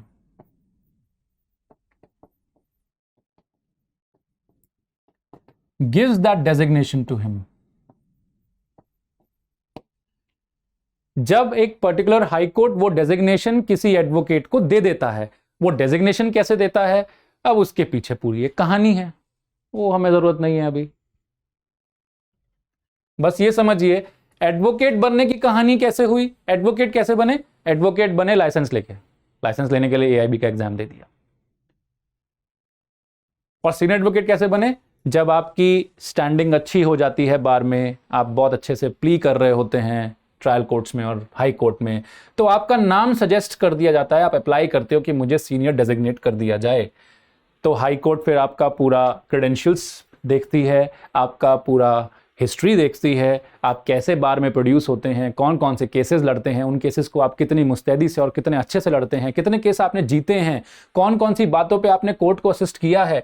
बहुत सारे फैक्टर्स काम करते हैं और कोर्ट को अगर लगता है कि you are eligible to become और eligible to be designated as such, तो वो आपको एक डेजिग्नेशन दे देती है सीनियर एडवोकेट का। इससे फायदा क्या होता है? सीनियर एडवोकेट डायरेक्ट प्ली नहीं करते हैं, उनको हायर किया जाता है, और सीनियर होने का मतलब है कि उनकी बात में वजन माना जाता है कि सीनियर खड़ा है। और सीनियर ऐसे किसी को नहीं बोलते, मेरी 10 साल की प्रैक्टिस हो गई मतलब ये नहीं कि मैं सीनियर हो गया हूं। मैं सीनियर अपने जूनियर से हो सकता हूं, that is a different term that we are using, but if I am calling someone as a senior advocate it means something. तो सीनियर एक जनरल टर्म है जो आप जनरली लगा देते हो कि अरे तो बहुत सीनियर हैं एडवोकेट। तो सीनियर एडवोकेट होना और सीनियर माना जाना is are two different things in this particular profession. Mind it. If someone is designated as a senior advocate, only then he will be called as a senior advocate. ऐसे senior तो अभी मैं अगर वकालत करना शुरू किया आज, तो 1 साल बाद मेरा जूनियर कोई आएगा मेरे नीचे वकालत करने, तो उसका सीनियर मैं हो गया, पर वो सीनियर मैं सीनियर एडवोकेट नहीं बना। सीनियर डेजिग्नेशन होना चाहिए, और ये कौन देता है? हाई कोर्ट देता है, तब आप सीनियर एडवोकेट कहलाते हैं। इनके नाम से वकालतनामा नहीं डलता, ये हायर किए जाते हैं कि आप हमारी बात कोर्ट के सामने रखें। क्यों? क्योंकि हाई कोर्ट ने आपको सीनियर बनाया है, डेजिग्नेट किया है, आपका हिस्ट्री, आपका करियर देख के किया है भाई, तो आपकी बात में बहुत दम है, तभी तो आपको ये डेजिग्नेशन मिला। आपकी बात सुनेगा वो, बल पड़ेगा। आप बोलिए ना सर। ये बिल्कुल वैसे ही है कि हाई कोर्ट ने मुझे अगर किसी चीज के लिए बड़ा एलिजिबल समझा है, तो इसका मतलब हाई कोर्ट मुझे एक अलग नजरिए से देख रहा है, इसीलिए मुझे हायर करा जाएगा कि सर आप ये बात जरा रख दें। क्यों? क्योंकि मेरी बात सुने ना सुने, आपकी सुनेगा, क्योंकि आपकी बात में वजन था, तभी तो आपको यहां तक पहुंचाया। आप कर सकते थे, तभी तो आप ये डेजिग्नेशन में हैं। तो सीनियर एडवोकेट, इसके अलावा कोई क्लास ऑफ एडवोकेट नहीं होते। अब कभी कभी आपको कंफ्यूज किया जाता है कि बैरिस्टर कौन है,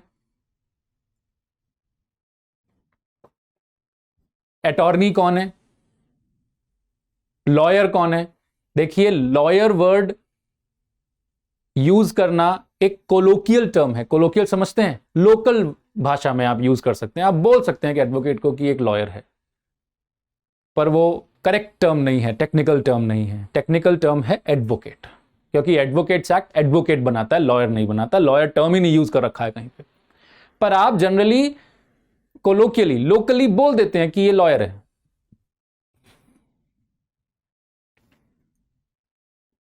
और एडवोकेट को लॉयर जनरली आम भाषा में बोल दिया जाता है। इसका मतलब यह नहीं है कि हर लॉ ग्रेजुएट को लॉयर बोला जाएगा ना। Lawyering again is an act of pleading before the court, so it is an advocacy, but lawyer is the term which we use generally in local languages. आम भाषा में यूज करते हैं, professional भाषा में एडवोकेट ही यूज किया जाता है, और एडवोकेट ही करेक्ट टर्म है। तो lawyer is something which is a misnomer, मतलब एक गलत नाम है। अटॉर्नीज और बैरिस्टर्स ये इंडिया में नहीं होते। इसका ट्रेस आपको थोड़ा बहुत बॉम्बे हाई कोर्ट में दिख जाएगा, लेकिन अदरवाइज सॉलिसिटर्स हो गए, अटॉर्नीज हो गए, बैरिस्टर्स हो गए, ये इंडिया में नहीं होते। इंडिया में लिटिगेशन या फिर legal profession as far as advocates are concerned is regulated by advocates act, और एडवोकेट्स एक्ट कहीं भी दूर दूर तक लॉयर या बैरिस्टर या अटॉर्नी या फिर सॉलिसिटर ये टर्म्स को नहीं डिफाइन कर रहा है और ना ही यूज कर रहा है। तो ये क्लास ऑफ एडवोकेट्स हमारे यहां नहीं होते, ये यूके में है, क्योंकि पहले यूके राज करता था हम पे, और वहां से ये नाम लिए गए थे। तो यहां पर वो डिफरेंट क्लास ऑफ एडवोकेट्स थे before advocates act and before independence. तो हम वो टर्म यूज करे चले जा रहे हैं, पर वो टर्म यूज करना बिल्कुल गलत है, क्योंकि वो क्लास ऑफ एडवोकेट्स है ही नहीं। हमारे पास दो ही क्लासेस ऑफ एडवोकेट्स हैं, एडवोकेट और सीनियर एडवोकेट, बस ये दो, as far as advocate act is concern. और सुप्रीम कोर्ट अगर आप जाएं तो सुप्रीम कोर्ट रूल्स के अकॉर्डिंग एओआर एक third class of advocate, that's it. तो सॉलिसिटर, अटॉर्नी, बैरिस्टर ये सब टर्म हम यूज नहीं करते इंडिया में। कहीं और हो तो वो दूसरा जुरिस्डिक्शन है, दूसरा लीगल सिस्टम है, foreign country, nothing to do with us. Not even in the constitution we have a mention of these particular terms. So I think the differences are clear. अब attorneys और solicitors और barristers क्या करते हैं UK में, that is not the concern. बहुत ही grimly मैं आपको बता सकता हूं कि वहां पर क्या है कि कुछ लोग सिर्फ ड्राफ्टिंग में पारंगत हैं, मतलब ड्राफ्टिंग बड़ी अच्छी करना जानते हैं, उनको एक नाम से बुलाया जाता है। कुछ लोग सिर्फ अलाउड हैं वो कोर्ट के सामने प्ली करने के लिए, उनको अलग नाम से बुलाया जाता है। कुछ लोग काउंसलिंग के लिए सिर्फ प्रैक्टिस करते हैं, सिर्फ काउंसलिंग करते हैं, उनको अलग नाम से बुलाया जाता है। तो अटॉर्नीज, बैरिस्टर्स और सॉलिसिटर्स ये इन सब के नाम हैं। यहां भी कभी कभी हम अटॉर्नी बोल देते हैं, but that is again a local term, a misnomer. हमें एडवोकेट बुलाना है। आई होप लिटिगेशन के बारे में आपको एक सही एक्सटेंट तक जानकारी मिल गई कि करियर इन लॉ में लिटिगेशन एज अ करियर क्या है और क्या क्या उसमें इन्वॉल्व है। सेकंड करियर आपको क्या मिल सकता है once you are a law graduate. अगर आप एक लॉ ग्रेजुएट हैं तो आप और क्या जुडिशियल सिस्टम में कर सकते हैं। Second thing is to go into judicial services. Judicial services, services means to serve in judiciary. To serve in judiciary, service है ये, सर्विस मतलब नौकरशाही है, नौकरी करेंगे आप। तो लिटिगेशन में चाहें तो किसी के अंडर जाके जॉब कर सकते हैं, पर litigation primarily is self employment, कि आप अपने क्लाइंट लाते हैं और प्लीड करते हैं। पर ये तो नाम ही लिखा है जुडिशियल सर्विसेज, मतलब ये तो सर्विस ही है, ये तो नौकरी है। किसकी नौकरी करेंगे आप? सिस्टम में नौकरी करेंगे। देखिए, जुडिशियल सिस्टम या जुडिशरी जिसको आप बोलते हैं, जुडिशियल सिस्टम, जुडिशियल सिस्टम का जो फोकल पॉइंट है वो है कोर्ट। जुडिशियल सिस्टम का फोकल पॉइंट कोर्ट है। फोकल पॉइंट मतलब वो कौन सा फलक्रम है, पाइवट जिसको आप बोलते हैं ना, वो एक सेंटर जिसके चारों तरफ चीजें घूमेंगी, जिस पे सब बैलेंस्ड रहेगा, वो क्या है? वो है कोर्ट। और एक कोर्ट किस चीज से बनता है? अगर मैं कोर्ट की संरचना देखूं तो ये चार दीवारी और ये कुर्सी नहीं है, ये एक सिस्टम है। इस सिस्टम में जो वादी है, मतलब जो गुहार लगाने आया है, जो प्रे करने आया है, वो जिसको डिस्प्यूट अराइज हुआ है, जिसके कानून अपहेल्ड नहीं हो पा रहे, जिसका कानून सही से लागू नहीं हो पा रहा है, वो इस कोर्ट में आके कानून लागू करवाने, अपहोल्ड करवाने आएगा। ये कोर्ट वो सिस्टम है जो अपहोल्ड करेगा लॉ को। ये पूरा सिस्टम काम कैसे कर रहा है? इस सिस्टम में एक ये डाइस है, एक पोडियम, एक डाइस, जैसे मैं यहां खड़ा हूं और मेरे सामने ये डाइस है और आप सामने हैं, बिल्कुल वैसा ही ये केस, ये कोर्ट है। तो ये डाइस है, इस डाइस पे जो डिस्प्यूट्स को सुनने बैठा है, क्योंकि डिस्प्यूट कभी अकेला अपने में नहीं होता, मुझे अपने आप से कोई दिक्कत नहीं हो सकती। अगर मुझे अपने आप से कोई दिक्कत है तो मुझे खुद ही सॉल्व करनी है, कोई सॉल्व नहीं करेगा। लेकिन मुझे अगर किसी और से दिक्कत है, क्योंकि लॉ कहां आता है? Law is here to regulate the behaviour between two, तभी तो शुरुआत वहां से करी हमने। Law is here to regulate the behaviour between two persons और पर्सन टू सराउंडिंग्स। तो जब दो के बीच में कन्फ्लिक्ट होता है तो खाली मैं तो डिसाइड नहीं कर सकता, क्यों? क्योंकि उसके इंटरेस्ट भी हैं। मैं तो अपने लिए सोचूंगा, वो अपने लिए सोचेगा। तो जब दो लोग अपने अपने लिए सोचते हैं तो आपने एक सिस्टम बनाया कि एक न्यूट्रल पार्टी को बिठा दीजिए जो आप दोनों की बात सुन के सही क्या है और कानून क्या है उसके हिसाब से फैसला करे, और न्याय तभी होगा। इसीलिए न्यायपालिका, इसीलिए न्यायालय, न्यायालय है। कोर्ट बोल दो, न्यायालय बोल दो। तो इसका मतलब ये दो पार्टीज आएंगी और अपनी अपनी बातें कहेंगी। क्योंकि ये प्रोसीजर नहीं जानते यहां आने का, इसीलिए ये किसको इस सिस्टम में इन्वॉल्व किया है? Litigation advocate. इस जुडिशियल सिस्टम, इस कोर्ट में एडवोकेट की भूमिका आ जाती है। क्या भूमिका है? कि ये दोनों पार्टीज जो ए एंड बी हैं, ये अपनी बात कैसे रखें, कब रखें, कितनी रखें, क्या रखें क्या ना रखें, और क्या क्या होगा, इस सब का ज्ञान नहीं रखते। रखते हैं तो अपने आप कर लो, अगर नहीं रखते तो एडवोकेट को हायर कीजिए।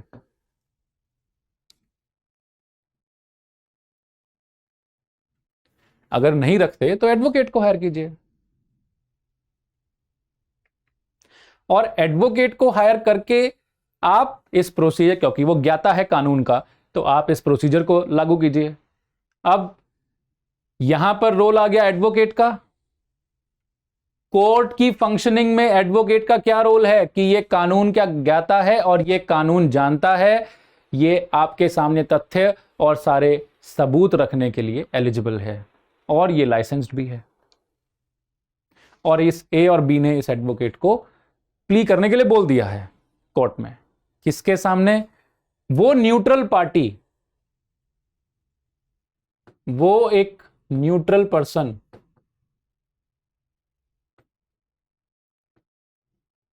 ये न्यूट्रल पार्टी है जो इन दोनों की बात सुन के कानून क्या है वो देखेगी और उसको लागू करेगी, मतलब अपहोल्ड करेगी, मतलब इनका डिस्प्यूट सॉल्व करेगी। ये न्यूट्रल होना चाहिए। एडवोकेट न्यूट्रल होता है क्या? नहीं। क्यों? क्योंकि ये एडवोकेट ए ने अगर हायर किया है तो ए की बात करेगा, बी ने अगर हायर किया है तो बी की बात करेगा। पर जो बात सुनने वाला है वो न्यूट्रल होना चाहिए। न्यूट्रल मतलब नॉन बायस्ड, अनबायस्ड, किसी का फेवर ना करने वाला, सिर्फ बात सुन के, कानून देख के, तथ्यों को कानून के साथ सम्मिलित करके न्याय करने वाला, जजमेंट देने वाला, डिसीजन देने वाला, फैसला सुनाने वाला। तो अल्टीमेटली ये न्यूट्रल पर्सन यहां पर बैठेगा कैसे? ये एक सिचुएशन है। क्योंकि ये सारा कानून को अपहोल्ड करने के लिए है, तो इस न्यूट्रल पर्सन का भी कानून जानना इंपॉर्टेंट है। इसीलिए तो वो लॉ ग्रेजुएट है, इसीलिए तो वो भी लॉ ग्रेजुएट है। एडवोकेट क्यों लॉ ग्रेजुएट है? क्योंकि कानून नहीं जानेगा तो पेश कैसे करेगा। अब यहां दो लोग कानून जानने वाले होंगे तभी तो एक दूसरे की बात समझ पाएंगे। तो एडवोकेट क्यों बनाया गया यहां पर? जिससे कि वो कानून जानने वाला दोनों रहें और दोनों एक दूसरे की बात समझने के लिए एलिजिबल रहें। इसीलिए दोनों की जो एलिजिबिलिटी है वो सेम है, लॉ ग्रेजुएशन। दोनों को एलएलबी करना है।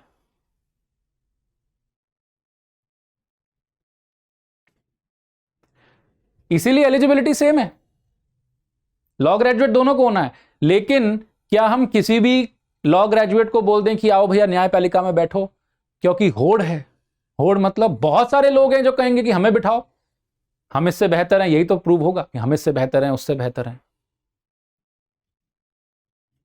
तो ये बेहतर दिखाने के चक्कर में किसको बिठाया जाए, इन्होंने क्या किया, सिस्टम ने क्या किया कि इसको कंपटीशन के थ्रू रेगुलेट कर दिया कि ठीक है, एक काम करो, बहुत सारे लोग कह रहे हैं कि हमें बिठाया जाए, इनका कंपीट कराइए, कंपटीशन कराओ फिर, और क्या।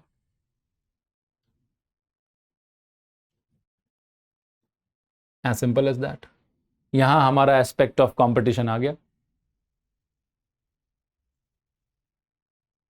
तो कंपटीशन होता है, इसका एग्जाम होता है। जिस एग्जाम को क्लियर करके जो लोग एलिजिबल माने जाते हैं उनको इस न्यूट्रल पर्सन की कैटेगरी में डाल के यहां बिठाया जाता है, जो डिसीजन लेगा, और इन्हीं को कहा जाता है जज। इन्हीं को बोला जाता है, ये जो न्यूट्रल पर्सन है इन्हीं को कहा जाता है जज। ये होते हैं जज, जिनको हिंदी में बोलते हैं न्यायाधीश।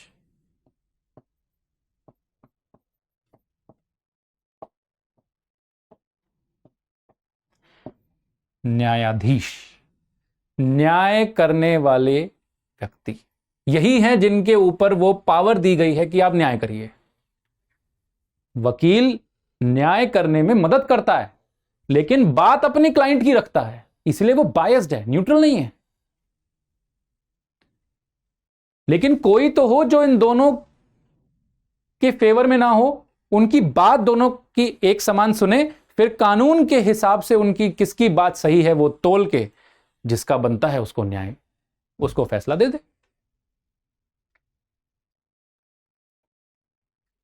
तो इस कोर्ट के स्ट्रक्चर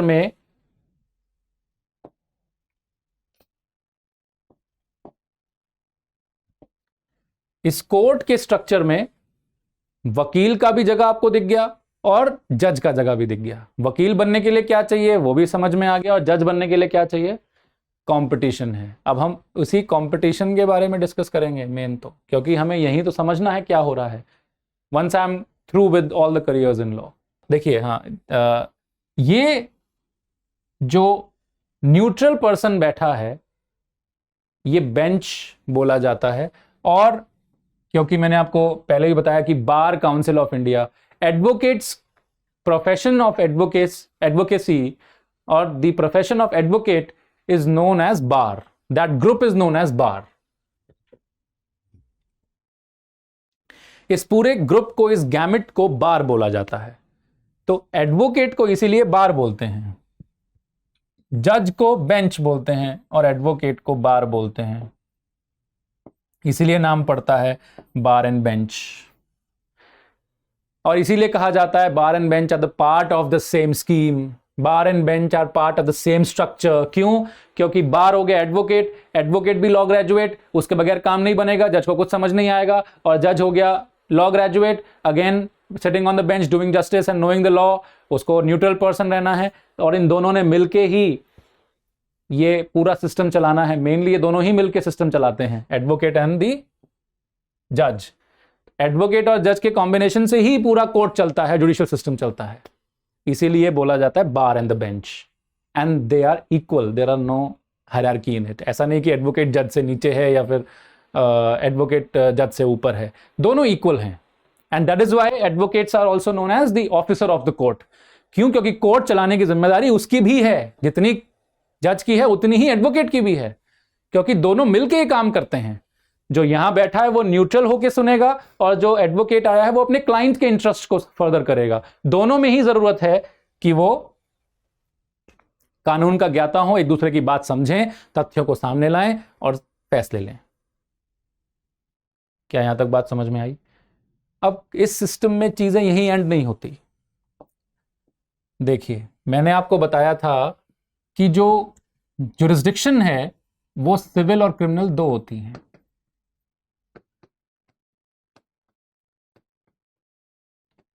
मतलब अगर आपको न्याय इस चीज पे होगा कि दंड मिले तो आप क्रिमिनल कोर्ट में जाएंगे। कोर्ट भी अलग अलग है क्योंकि प्रोसीजर भी अलग अलग है। और अगर आपको दंड के अलावा कुछ भी मिले तो आप सिविल कोर्ट में जाएंगे। क्रिमिनल कोर्ट्स को मैजिस्ट्रियल कोर्ट्स भी कहा जाता है। जस्ट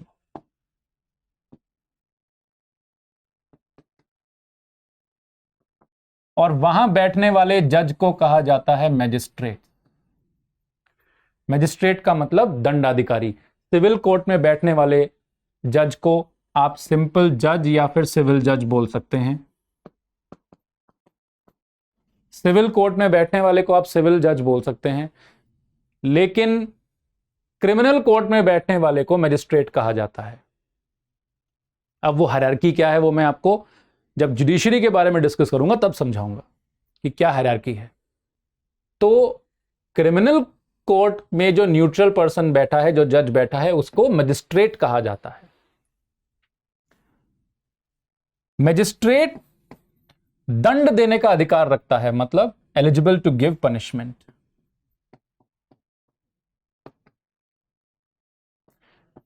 पनिशमेंट क्या होता है जी? पनिशमेंट वो फैसला है जब इंसान कोई अपराध करे।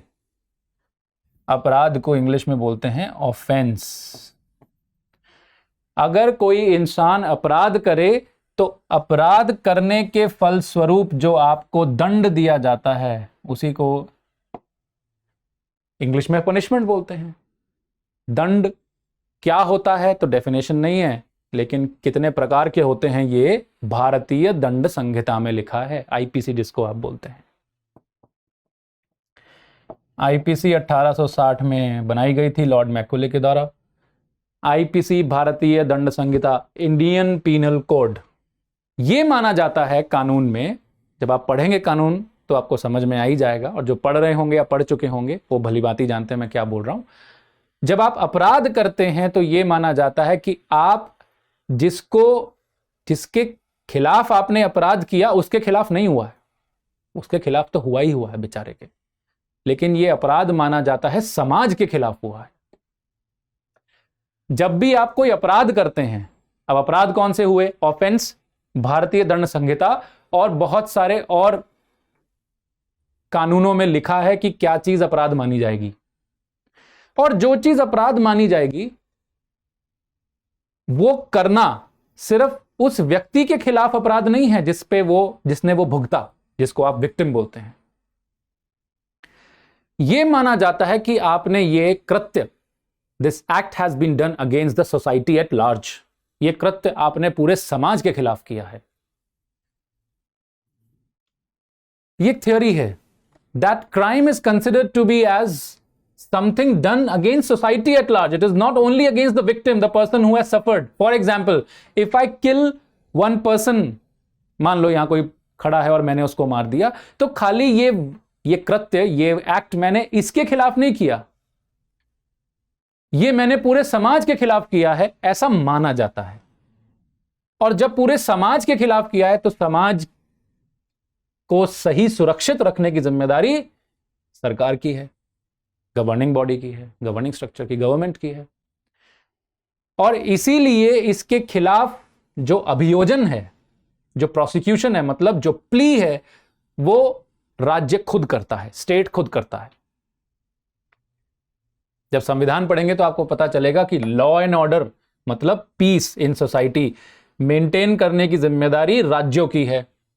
एक भारतीय गणराज्य में एक तो सेंटर हो गया, एक स्टेट हो गया, तो ये स्टेट के सब्जेक्ट में आता है कि आप शांति व्यवस्था बहाल करें। और अपराध माना जाता है कि शांति व्यवस्था को बिगाड़ता है। और क्योंकि आप शांति व्यवस्था बिगड़ गई है और आपकी सुरक्षा में चूक हुई, आप नहीं शांति बहाल कर पाए, तभी तो ये आप व्यक्ति दूसरे को मारा। तो चाहिए क्या कि अब ये जिम्मेदारी भी राज्य ही ले, क्योंकि ये सबके खिलाफ हुआ है, ऐसा माना जाता है। जबकि आप कहेंगे अरे जिसका मर्डर हुआ उसी के खिलाफ हुआ ना, बाकी किसी को क्या फर्क पड़ा भाई, मुझे किसी ने थप्पड़ मारा, मुझे चोट, मुझे दर्द, बाकी आपको क्या फर्क पड़ा। लेकिन माना जाता है, ये प्रिंसिपल ऑफ लॉ है। ये हम पढ़ेंगे अभी, जब कोर्स आगे आएगा तो सब यही चीजें तो चर्चा में आएंगी। पर माना यह जाता है कि पूरे समाज के खिलाफ यह कृत्य हुआ है, इसलिए समाज को पीसफुल रखने की जिम्मेदारी राज्य की थी, और राज्य की जिम्मेदारी है कि अब वो उस व्यक्ति को जिसने मारा है उसको दंड दिलवाए, ना कि वो जिसको लगी है। तो अगर मुझे थप्पड़ पड़ा है तो मैं नहीं, समाज उसका अभियोजन करेगा, मतलब वो कोर्ट के सामने तथ्य लेके जाएगा और प्रूव करेगा। समाज मतलब कि सरकार, स्टेट, राज्य करेगा इस चीज को। तो राज्य कैसे करेगा? राज्य को भी तो वकील चाहिए। जैसे मैं अगर होता तो अपनी वकील लेके जाता, अभी मैंने आपको कोर्ट सिस्टम समझाया, तो मैं होता तो मैं वकील लेके जाता, तो राज्य को भी वकील चाहिए। अब राज्य रोज रोज नए नए वकील तो हायर नहीं करेगा, अलग अलग फीस तो देने से रहा हर केस में। तो वो क्या करते हैं, कुछ वकीलों को नौकरी पे रख लेते हैं।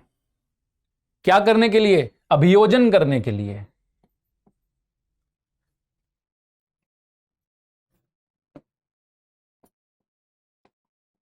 अभियोजन करने के लिए कुछ लोगों को नौकरी पे रख लेते हैं।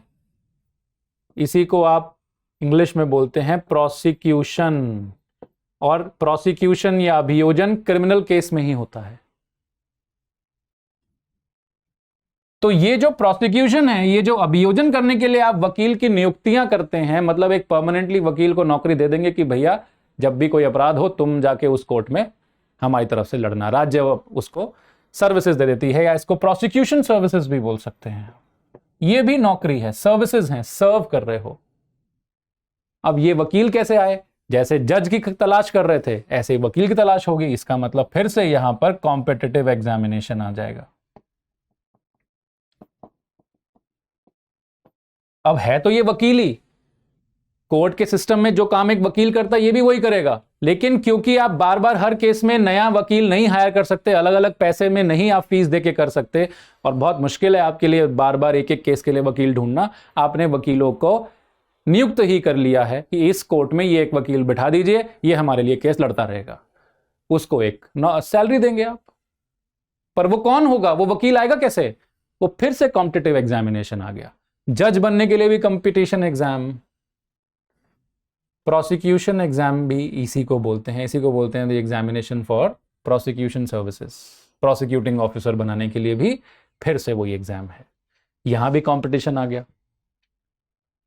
तो जुडिशियल सिस्टम में 3-4 जगह पे आप कंपटीशन देख चुके हैं। पर ये क्या बन रहा है? ये वकील बन रहा है। इसी को बोलते हैं सरकारी वकील, अभियोजन अधिकारी। सरकारी वकील इसी को बोलते हैं क्रिमिनल कोर्ट में, ये सरकारी वकील है।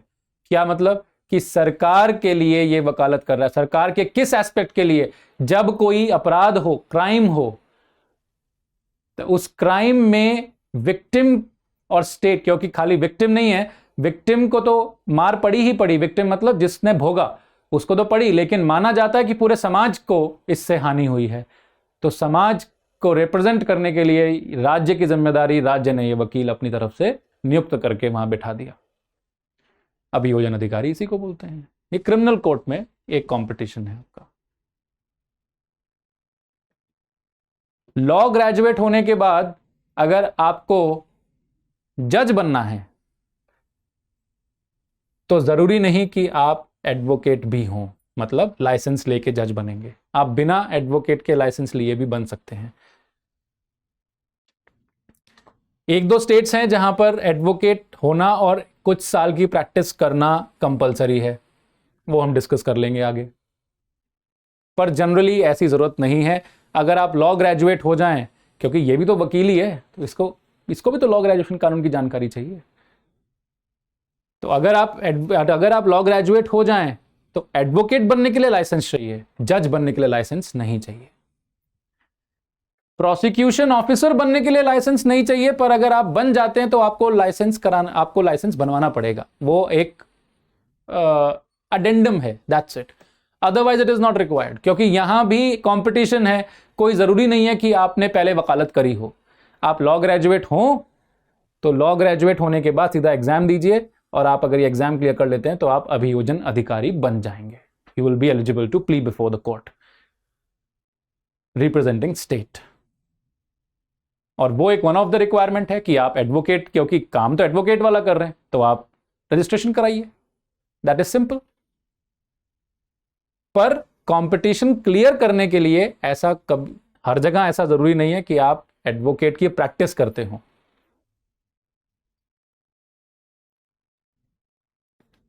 आपको सिर्फ एग्जाम क्लियर करना है। तो number of years is not that requirement, it is only additional requirement that you must be an advocate, क्योंकि एडवोकेट बनने के लिए फिर लाइसेंस चाहिए आपको। तो लाइसेंस लीजिए, इस एग्जाम में बैठिए, तो भले ही आप 1 साल 6 महीना 1 महीना हुआ लाइसेंस लिए हुए, अगर आपने ये एग्जाम निकाल लिया तो आप अभियोजन अधिकारी बन जाएंगे। पर क्योंकि ये वकील है तो आपको लाइसेंस तो चाहिए। लेकिन जज वकील नहीं होता, इसलिए जज बनने के लिए लाइसेंस नहीं चाहिए।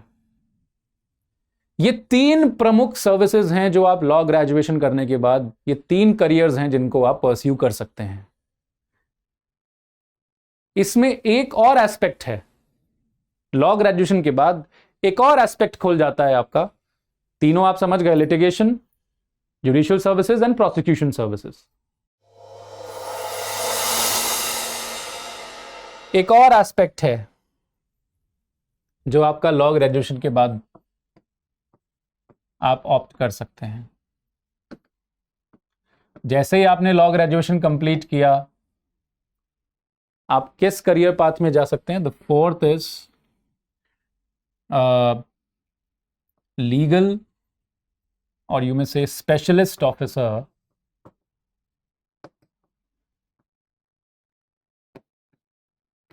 in PSUs.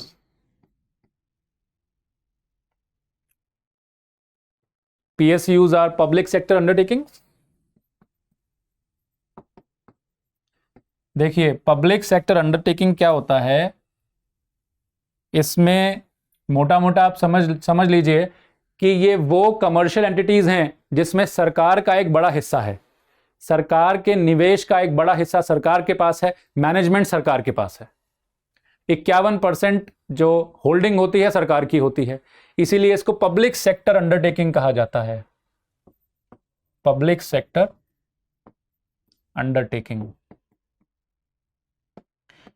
क्योंकि इसके चलाने में बड़ा हिस्सा या निवेश जो है वो सरकार का है, और ये कमर्शियल एंटिटी है। सरकार वैसे बिजनेस नहीं करने के लिए होती, लेकिन आजकल डायमेंशंस बढ़ चुका है। हम वेलफेयर इकोनॉमिक्स में हैं, हम लेजे फेयर में नहीं है, हम आगे बढ़ के वेलफेयर इकोनॉमिक्स में आ चुके हैं। और वेलफेयर इकोनॉमिक्स या वेलफेयर सोसाइटी में वेलफेयर के लिए कभी कभी आपको कुछ कमर्शियल एक्टिविटीज भी करनी पड़ती हैं। उसके लिए अगर आपने कोई कमर्शियल एंटिटी बनाई है, रजिस्टर करी है और सरकार ने उसमें पैसा लगाया है, निवेश किया है, तो उसको पब्लिक सेक्टर अंडरटेकिंग कहते हैं। अगर सरकार के अलावा मैं और आप खोल दें तो उसको प्राइवेट सेक्टर अंडरटेकिंग कहेंगे, वो प्राइवेट कंपनी है। तो इन जैसे किसी बिजनेस को चलाने के लिए आपको तरह तरह के लोगों की जरूरत पड़ती है, इस भी बिजनेस को चलने के लिए अलग अलग लोगों की जरूरत पड़ेगी। अब बहुत सरल सी बात है, जिस भी चीज में ये डील करेंगे पीएसयू, वहां पर कानून कोई ना कोई तो होगा ही उसको रेगुलेट करने के लिए। जैसे कि कोल इंडिया लिमिटेड है, जैसे कि ओएनजीसी है, oil and natural gas corporation, जैसे कि भेल है, भारत हैवी इलेक्ट्रिकल लिमिटेड, ये सब पीएसयू हैं। ये सब क्या कर रहे हैं? कुछ बिजली उत्पाद कर रहे हैं, कुछ हैवी इंडस्ट्रीज हैं, कुछ बड़े बड़े इंजन्स बना रहे हैं, और कुछ नेचुरल गैस को एक्सट्रैक्ट कर रहे हैं, कुछ माइनिंग करवा रहे हैं। कोल इंडिया लिमिटेड कोल के लिए रेगुलेट कर रही है, रिसोर्सेज को एक्सट्रैक्ट कर रहे हैं, सब पे पैसा लगता है, कमर्शियल एक्टिविटी है, ये सरकार करवा रही है। तो हर चीज के रेगुलेशन में कानून की जरूरत पड़ती है। तो जब कानून की जरूरत पड़ेगी तो कानूनी कार्रवाइयों को समझने के लिए आपको कानून की समझ रखने वाला आदमी चाहिए। So you need someone that who must know the law properly and can read it properly. For example, to understand accounting, you need a chartered accountant. To understand the daily compliances of the company, you need a company secretary. That is why also to understand the regular regulations that are coming before you with respect to the commercial activity that you are doing, जो activity आप कर रहे हो उसे समझने के लिए आपको क्या चाहिए कि कानून क्या आया, जल्दी बताओ भाई, क्या रूल्स एंड रेगुलेशंस हम बनाएं, कॉन्ट्रैक्ट कैसे ड्राफ्ट करें, क्या ये डील प्रॉफिटेबल है कि नहीं, हर चीज की जानकारी ये कानून के ज्ञाता को होती है। तो एक लॉ ग्रेजुएट होने के बाद आप स्पेशलिस्ट ऑफिसर, ये इन लोगों को चाहिए होता है। लॉ ग्रेजुएट होने के बाद जब ये लीगल स्पेशलिस्ट ऑफिसर की डिमांड करते हैं कि हमें लॉ के भी कुछ नोन लोग चाहिए अपने साथ, क्योंकि लीगल कंप्लायंसेस सबके बस की बात नहीं है समझना, कोर्ट की कार्रवाइयां और कोर्ट में कैसे इसको समझा जाता है, because in the course you also understand the interpretation of statute, how the court behave in a particular aspect, how the court see a certain thing, ये सारी जानकारी एक कानून के ज्ञाता को होगी। तो लॉ ग्रेजुएट होने के बाद आप इस स्पेशलिस्ट ऑफिसर की जॉब को भी ले सकते हैं। ये भी सर्विसेज हैं, ये जॉब है पीएसयू में। इसमें डिफरेंट स्ट्रक्चर्स हैं, minded, banking and other PSUs. बहुत सारे नेशनलाइज्ड बैंक्स हैं जिनको पब्लिक सेक्टर एंटरप्राइज बोला जाता है, उसमें भी ये स्पेशलिस्ट ऑफिसर चाहिए, क्योंकि बैंक्स तो सारा डील ही इन चीजों में करते हैं, लोन देना, मॉर्गेजेस करवाना, प्लेजेस करवाना, बैंक का काम क्या है। तो बैंकिंग लॉज को पढ़ना और उसके साथ रिलेटेड सारा जितना कानून है उस सबको समझ के एक सही डील करना, प्लस अगर कोई कल डिस्प्यूट हो जाए तो उस डिस्प्यूट पे बैंक को असिस्ट करना, ये सब काम कौन करेगा? जो कानून को जानता होगा वही कर पाएगा। तो लॉ ग्रेजुएशन के बाद बैंक्स अपना अलग स्पेशलिस्ट ऑफिसर के एग्जाम्स निकालती है, और जो बाकी पीएसयूज हैं वो अलग स्पेशलिस्ट ऑफिसर्स के एग्जाम निकालती है। स्पेशलिस्ट ऑफिसर में जब लीगल लिखा होगा और उसमें उन्होंने कुछ सीट्स नोटिफाई की होंगी तो उसके लिए आप वो एग्जाम दे सकते हो। Again there is an exam, फिर से एक कॉम्पिटिटिव एग्जाम आ गया। तो क्या आप ये देख पा रहे हो, लिटिगेशन में एक एस्पेक्ट में सिर्फ कंपटीशन नहीं है कि आप जब सेल्फ एम्प्लॉयमेंट कर रहे हैं, लिटिगेशन कर रहे हैं, बस वहां पर आपको एक क्वालिफाइंग एग्जाम देना है, that is AIB, all India bar examination, क्योंकि वो सर्विसेज नहीं है, सेल्फ एम्प्लॉयमेंट है। और अगर आपको प्राइवेटली किसी वकील के अंडर जॉब करना है तो वो तो फिर आप इंटरव्यू दीजिए, जो भी उनका स्ट्रक्चर होगा दैट इज देयर्स। मान लो आपको मेरे अंडर जॉब करना है, मैं वकील हूं, तो आप मेरे पास आया, बोले कि सर रख लो, मैं ऐसे भी रख लूंगा, जरूरी नहीं कि मैं कोई इंटरव्यू लूं। मैं कोई बड़ी एंटिटी हूं तो हो सकता है कि तुम्हारा राउंड्स ऑफ इंटरव्यू हो कि भाई तुम्हारा एलिजिबिलिटी होगा तो मैं लूं।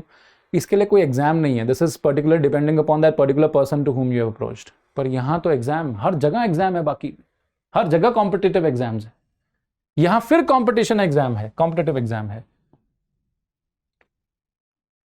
पीएसयूज में जाने के लिए भी कंपटीशन क्लियर करना पड़ता है। कुछ पीएसयूज ने अब ये फैसला लिया है, कुछ पिछले सालों से, हो गए हैं 7-8 साल, कि वो क्लैट, मैंने आपको बताया था CLAT, common law aptitude test, वो क्लैट के स्कोर के थ्रू लेंगे, लेकिन क्लैट भी दो तरीके से होता है, यूजी और पीजी। मतलब अगर आपको लॉ करना है तो अलग एग्जाम है, और एलएलबी करने के बाद, लॉ ग्रेजुएशन के बाद एलएलएम करना है तो अलग एग्जाम है।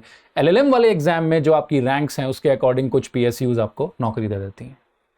मतलब ये आपका रिटन एलिजिबिलिटी क्राइटेरिया होगा, फिर वो इंटरव्यू लेंगी और इंटरव्यू के बाद आपको डायरेक्टली रिक्रूटमेंट कर देंगी।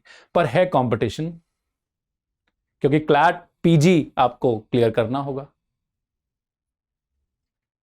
If that is clear to you, बहुत इंपॉर्टेंट एस्पेक्ट है आपको, और ये भी जुडिशियल सिस्टम का पार्ट है। क्यों?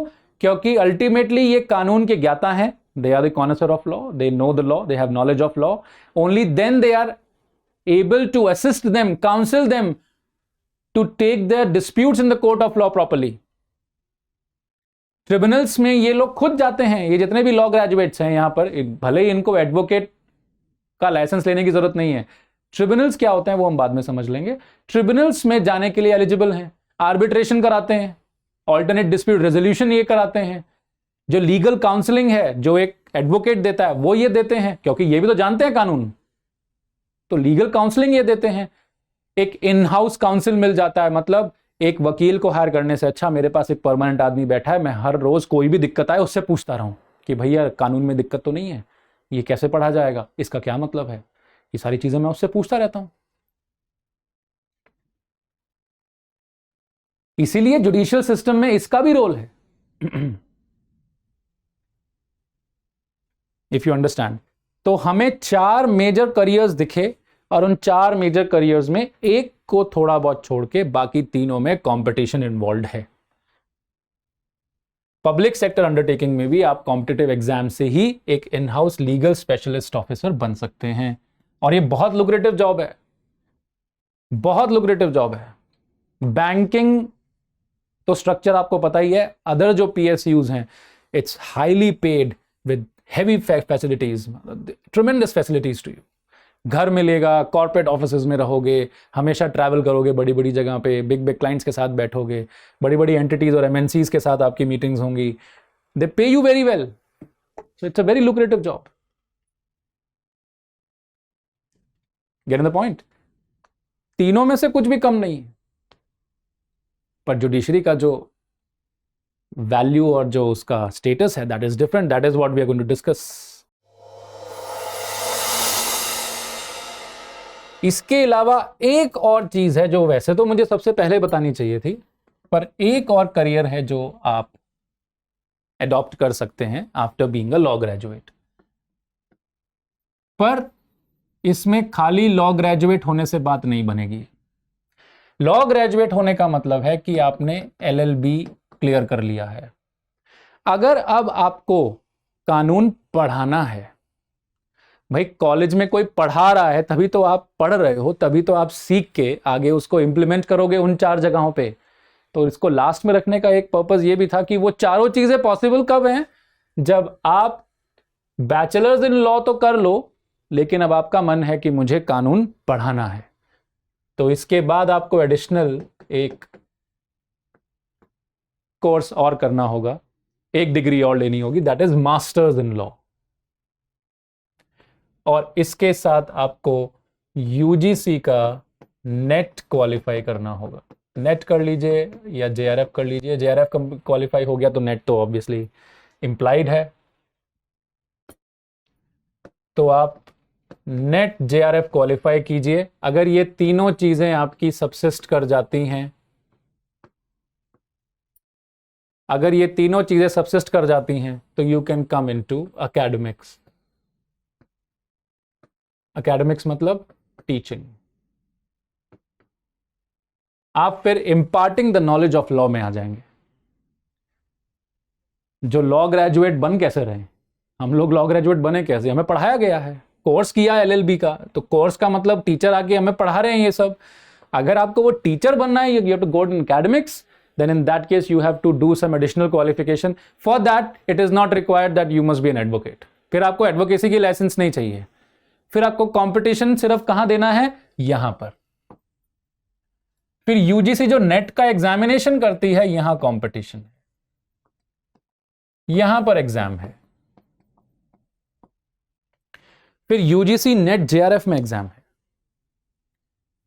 और हाँ, अगर आपको एलएलएम अच्छी जगह से करना है तो CLAT PG post graduation, CLAT के थ्रू आप एनएलयूज में जाके मास्टर्स कर सकते हैं। और अगर आपको सेंट्रल यूनिवर्सिटीज में करना है तो सीयूईटी के थ्रू आप उन सेंट्रल यूनिवर्सिटीज में जाके मास्टर्स का कर सकते हैं कोर्स। बस आपको ये एडिशनल क्वालिफिकेशन चाहिए, मास्टर्स इन लॉ। यहां पर एंट्रेंस टेस्ट होगा, जैसे क्लैट है, सीयूईटी है, और यूजीसी नेट का एक कंपटीशन, एक एग्जाम होगा, जहां से अगर आप क्वालिफाई हो गए तो एनईटी मतलब नेशनल एजुकेशन टेस्ट और नेशनल एलिजिबिलिटी टेस्ट, जेआरएफ मतलब जूनियर रिसर्च फेलोशिप। जेआरएफ में आपको एक्चुअली अगर आप पीएचडी करना चाहते हैं तो आपके लिए एक स्कॉलरशिप बन जाती है, और एनईटी कर लेंगे तो you are eligible as a assistant professor. After that you can go into the college and teach, तो आप असिस्टेंट प्रोफेसर बन जाएंगे। These are broad and briefly elaborated aspects of careers in law and the way through which you have to enter into that particular field. तो mind it, almost आपका सब में competition तो involve है ही है। अब इसमें जुडिशरी का क्या स्कोप है, जुडिशरी का क्या स्टेटस है, और जुडिशियल सर्विसेज क्या लेके आती हैं और क्यों हैं और क्या करती हैं, that status, that the grander that it have in the whole system, उसका जो पोजीशनिंग है जुडिशियल सिस्टम में और उसके अराउंड जितने भी पैराफर्नेलियाज हैं, that is what we are going to discuss in the next video. So thank you for today, will see you in the next video.